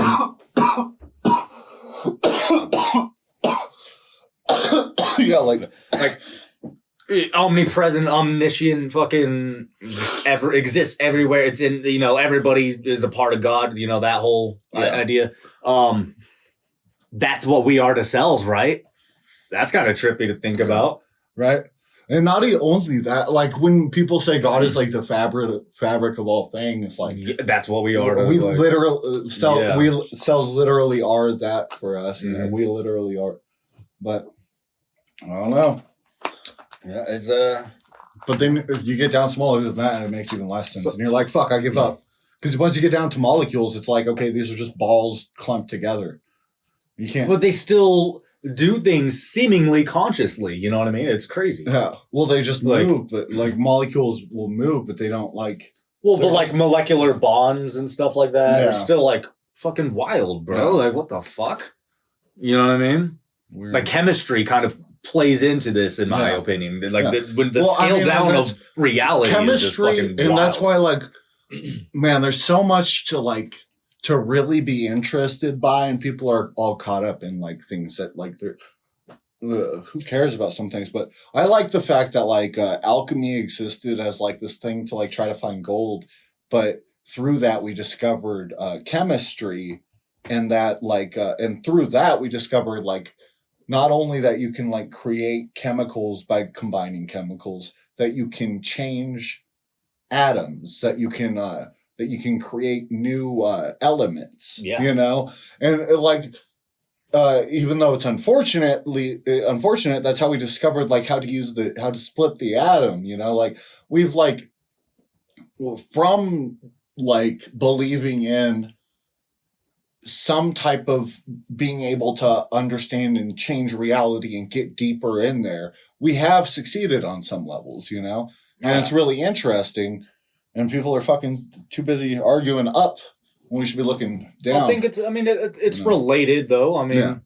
It's related, but I think it's a cultural argument if- more than it's like a scientific argument. I think that's why it can't be solved by science, because it's something that's like the ghost. It is an emotion. It is something that it's an unresolved conflict in the being. But God is the unresolved. It's like ghosts are the unresolved conflict in the being that is us. And God is the unresolved conflict in the being that is all things, I'm pretty stoned right now. Yeah, me but too. That I'm sounded very cool stoned. as hell. I'm sure it'll make more Honestly. sense listening back. Yeah, you'll be like really stoned at work and you'll be like, yeah, that Be like, sounded good. Yeah. Yeah, I don't know.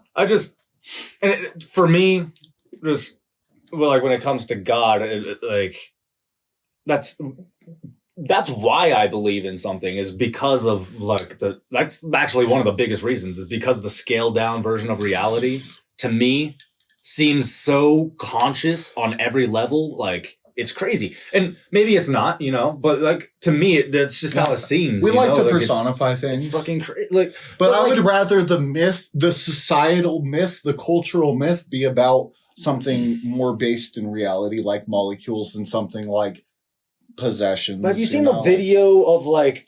Obviously, it's an animation, but it's based off of like actual like observations of like.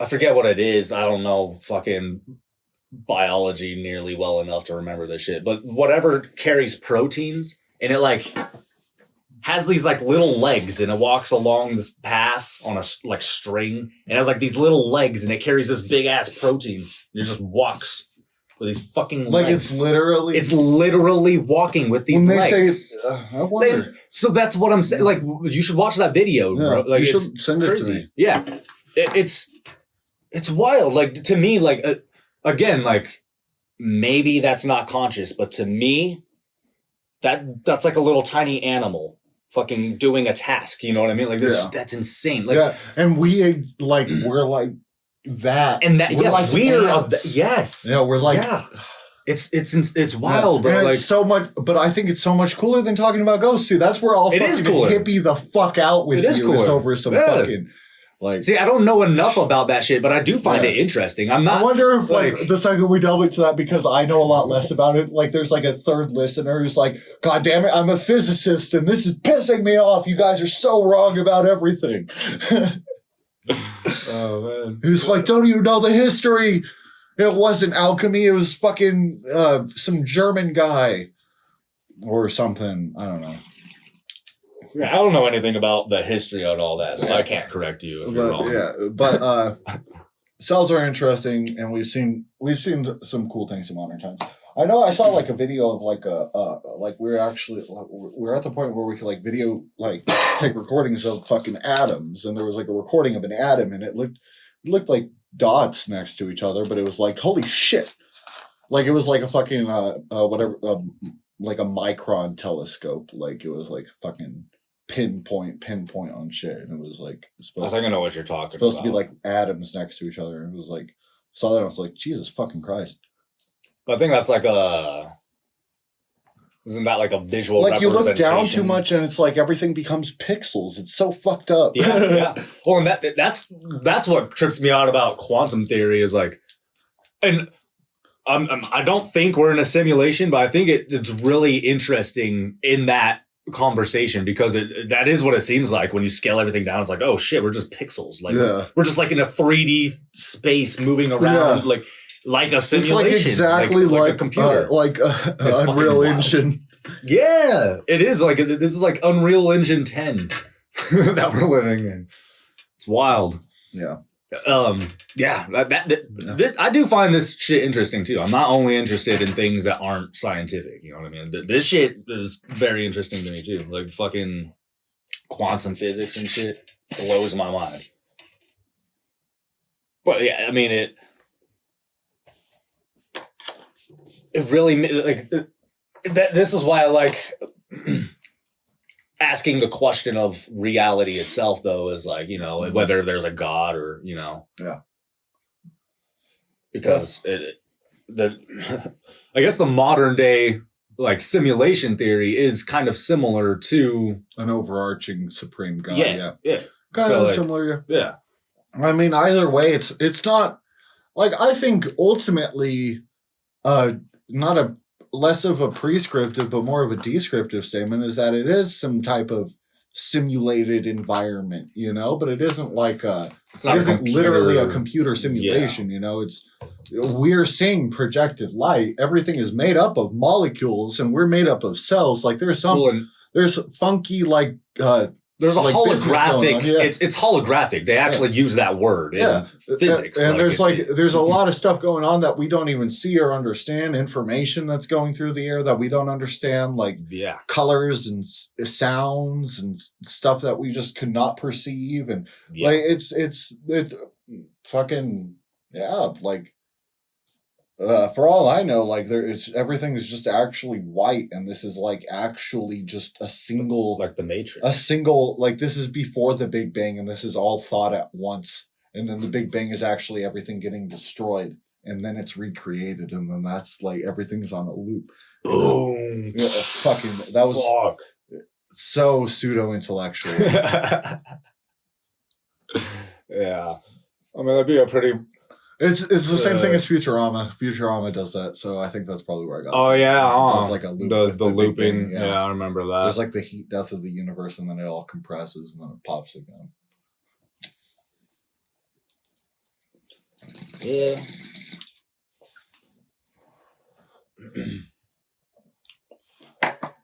Man, we got into some like deep shit right there. Holy that was a lot fuck. better. That was You want to do your plugs? yeah. I'll do my plugs. I gotta pee again. Alright. Ow.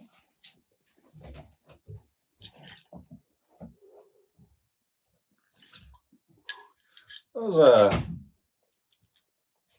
was a pretty fun debate, I guess.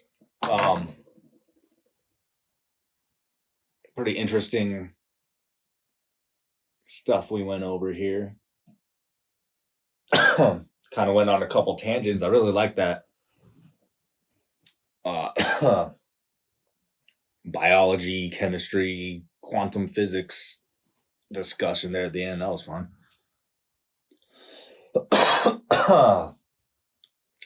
But yeah, I guess it's about time to end this show.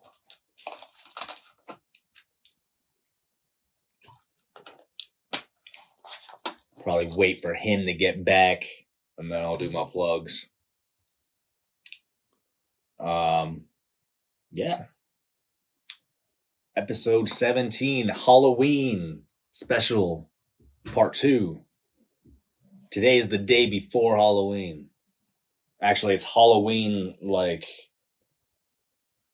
in 3 minutes. So happy Halloween. Here he is. All right. Yeah. Whew. You ever drink a pot of coffee and then pee 3 times at your friend's house? Yeah. In 30 minutes? I mean, yeah, probably. I haven't drank a pot of coffee to myself in a long time, but I do it every day. 1 pot of coffee a day. That's what I do. Couldn't do it, man. Yeah. Too much. I do it in place of ADHD medication. I feel like my heart rate's fine. I look perfectly still. I have to try a little bit. Let me see if I relax. Actually, I am pretty still. There's a little bit. But you're like way more still than I am, right? Put out your hand. You're like a salamander. Yeah, I'm like... You move lizard-like. You're like slow, methodical. It depends. I'm pretty like slow stoned. If right you now. were a spirit animal, you would be an iguana. An iguana, you think? Yeah. I'm down with that. I'm not sure Iguanas what are I would pretty be. dope. Other people, what would be my animal? Other people have to describe your animal. Oh, You can't describe your own shit. animal. What would your animal be?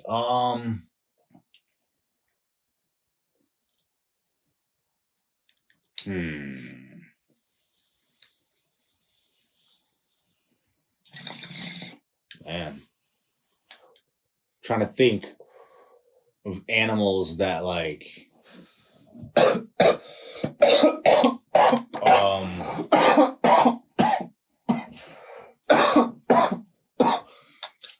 don't know. What do you do that like I could compare to an animal? You know, you're a very like intellectual based person. You don't like. I think I would be like comparable to a smart bird. You know, like does some goofy shit sometimes, but also is like methodical other times. But But also, you're a fucking like a magpie of some type. I think that's the one I was thinking of actually. Is that the one? They're kind of like parrots. Oh, Or no, like, no. the magpies are like they're like smart pigeons. They're like Smart white pigeons, crows. They're the white things that they collect shiny things. Yeah. I don't know. I don't think you could compare yourself. I don't know. Would you say I was a bird? Or would you say I was more like a goofy land animal? A goofy land animal. Yeah.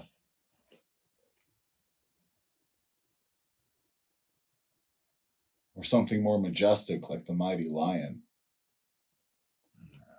No. No, I'm not giving you that much credit.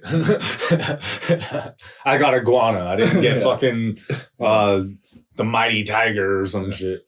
Or the fucking... I don't know anybody that I can call a tiger. Yeah. Tigers are like, I mean, that's... It's like Mike Tyson as a tiger. I get the same vibes.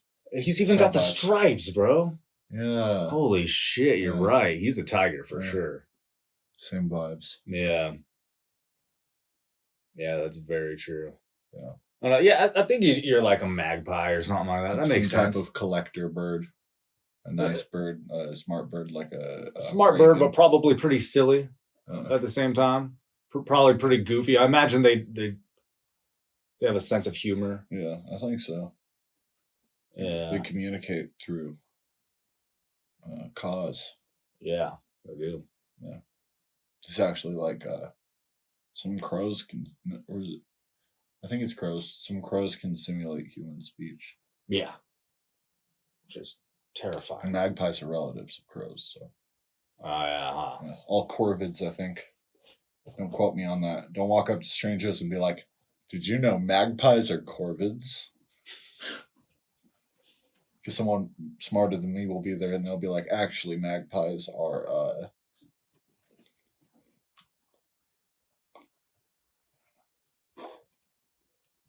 My name is Malachi Juarez. This was the Smoke Up. I have a YouTube channel. I might recut the Dead Files thing and make it like an individual Halloween episode on my channel too. Just recut it to where it's less specific to our podcast, more specific to like just being a YouTube video about Dead Files, you know? Right. I think that might be fun. If you want to watch that, you go to my YouTube channel. It's Malachi Juarez. If you want to listen to my beats, you go to my YouTube channel. It's Malachi Beats. You could also go to my SoundCloud. There are some beats there that aren't on anything else. It's like a secret little place to listen to my beats and hang out with the bots. Beats bots, you know. Yeah. And you could contact me in the comment section. Comment here below. Oh, yeah. I'm doing an interview with one of the obscure YouTubers I found. Yeah? Yeah. On Cool. the 9th. Nice. Yeah. Oh, yeah. So that'll be That's up on pretty my dope. channel look towards the end of forward to. November. Yeah. Oh, yeah.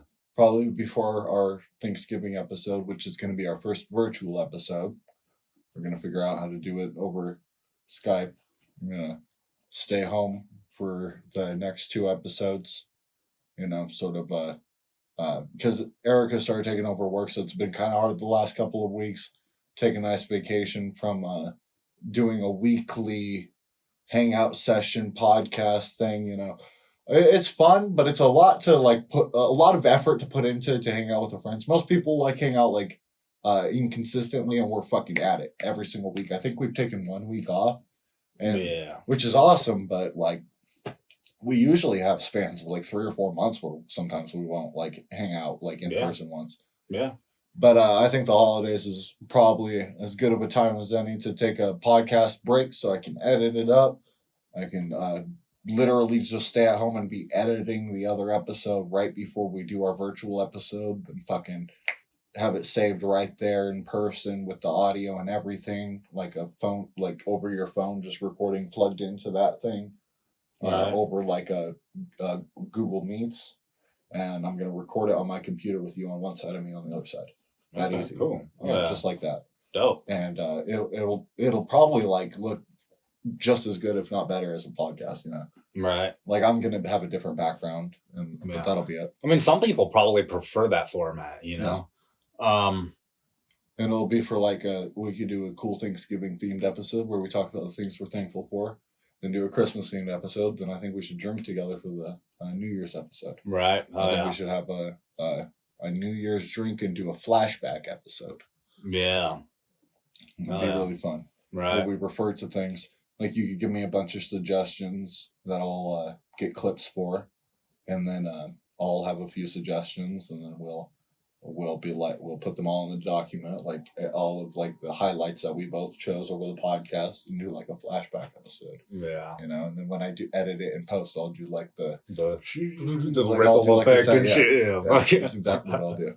And that'll be the perfect way to end the season. That'll be 20 episodes exactly, and then we can start after my birthday on the first episode of the next season, which should be uploading concurrently as we do them. Get home, upload it, you know, edit it, upload it.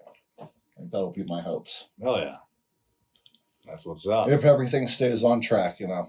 I'm home a lot more now, so Yeah. yeah. Hell yeah. And you can find us at I Like Cats. I didn't do my plugs yet. Oh, you did? You No. never did your plugs? No. Cool. I was waiting for you. I'll say you can find us at I Like Cats, and then I Like Cats. The YouTube channel is run by me, but I Like Cats. The social media channels are run by Bradley. So if you want to contact one of us, Bradley's the Instagram, and I'm the YouTube. Yeah, I don't think we have I don't think we have started a YouTube channel for I Like Cats, right? So I will. No, I mean we have a couple. But I we know, have to like. I have the information for the Smoke Up channel, so I don't know if you want to give me the information for the I Like Cats channel, or if we want to make a new channel for I Like Cats, or how that's going to work. But I figured I could run all the YouTube stuff since I'm pretty familiar with YouTube. Right. Yeah. And you could run other social medias because I don't really use social media. You know? Yeah. I feel like I barely even know how to navigate Instagram, and you're the one person I follow. Like when I open Instagram, it's just like 3 Bradley posts, and then it's just like you've read all your posts, and then I turn off my phone. What I always do when I join a new thing is I spend like a ungodly amount of time following pages that I want to follow, and it pays off in the end, but it's always exhausting in the moment. But yeah, I mean that's what I would do in that scenario. You know what I mean? But yeah, beginning of next year is when we'll probably release our next music video. Our next music project will be an I Like Cats song. Fuck yeah. That shit's going to be dope. And then, what are your plugs, Bradley? The name is B Deli. B-D-E-L-L-E-Y. It really doesn't mean anything. People keep asking me. It's a big question. It's like a huge question. The comments are always just, what does B Deli mean? What does B Deli mean? It doesn't mean like, anything. what does the B and B Deli mean? And we're like, it's explicitly doesn't mean anything. It doesn't stand for anything. It's not related to my name in any way. There's no similarities. It's silly that people keep making that comparison. Yeah. Like, seriously, I'm tired of it. Yeah, I'm tired of it too. So stop. Just stop. B Deli, that's my name. Accept it. B Deli Official is where you can find me on Instagram. You can find me on YouTube. I actually really like the setup with the one mic here. Like this is kind of cool. Yeah. And I feel like I'd never have to worry about like you getting over here and the mic just like covering up your entire face, or you getting too far because it's just right here, right in front of us. No wobbling it around. Yeah, right. What were you saying? Sorry. I always interrupt your plugs. You do interrupt my plug. People are going to be like, man, he's so fucking rude. I think they're going to be like, he is brimming with personality. I think, it depends on who you ask, I guess. Yeah. Shit, so I did, okay, so yeah, YouTube, Instagram. You can find me on Spotify, fucking Amazon, iTunes. Is there a particular thing that you want to plug that's about to come out tomorrow on Halloween Day? I'm getting there. Oh, okay. Yeah, I interrupted you again then. Yeah. I thought you would forget about that because we talked about it once already in the episode. I mean, I might have, so maybe it's good that you interrupted me that time. I don't know. I'm not sure if I was going there or not, actually. I'm just kind of... You're winging it. Yeah, I'm winging it. You were halfway through your social medias for the second time. Yeah. You can find me on, you can find my music everywhere. It's fucking everywhere. Whatever you choose. Major platforms. Whatever you choose to listen to music on, you can most likely find my music there. And tomorrow at 11 o'clock a.m., I will be debuting my music video. Which is actually in the past, Halloween Day. Because when this releases, it'll be in the past. Yeah, that's true. But as of right now, it's in the it's tomorrow. Tomorrow's Halloween. Tomorrow's Halloween, 2023, and we're dropping my fucking music video. Yeah. Go check it out. This is years in the making. So you know it's high quality. It's like a fucking Avengers movie, bro. Yeah. This is the Infinity Except War. the difference between this and an Avengers movie is that all practical effects. That's true. No CGI. No fucking. Not a single After Effect either. This is all practical effects, except for the logo, the SHIELD logo, which is a logo. It's not. We didn't have a flashlight that projected it. Which, when I was editing, I was like, I wish we had a flashlight that projected. That would have been cool. Onto the door. Yeah, oh my god, that would have been the perfect practical effect to just wrap it all together. Yeah, but I mean, I got it looking pretty good. Yeah, and it was directed by me. It was Bradley created all the music from the top up, bottom down. Man, I don't buy no beats, motherfucker. No, we don't buy beats around here. We make beats around here. Yeah. Buying a beat would be so alien to us. We would be way more comfortable with actually reaching out to individual strangers and trying to sell our beats than buying beats from strangers. Yeah. You know? Oh yeah, for sure. I think I could sell some of my beats, but I the could not amount of buy a beat. Shame I would feel buying a beat from someone would just be like, why am I doing? I can make a piece of art that's all me, but instead I'm going to take a stranger's. Who knows? People are probably figuring out how to make AI beats right now. You know. Oh yeah, I mean they are. It's gonna be fucking garbage here in a few years, where it's like all just like fucking mass manufactured by bot channels that just create AI beats all day. You know, like yeah, that's true. It is. But yeah, it's all practical effects. It's a cool music video. Very cool. It's actually really fun. And it's cool. It's lore accurate for the podcast. It is. That right? I heard it that. is. I heard that it is. It is. That's true. Yeah, I mean, I guess there'd be like maybe an element of fantasy in there, maybe just a little. We mentioned it was a schizocore earlier in the episode. Yeah, it plays off of the concept of being unaware of your environment and being in two places at once, which is even referenced in the lyrics. Something I didn't know is until I was editing it later. Is it? Yeah, because you mentioned, running around. Yeah, you're for right. your own, yeah. Yeah. Nah, you're right. Yeah. That's crazy. So yeah, it actually it really works. It works as a music. It works as a Halloween video. It works as an amateur horror story. You know, it works all around. Give it a look and see. Yeah. And that was the Smoke Up. That was the Smoke Up.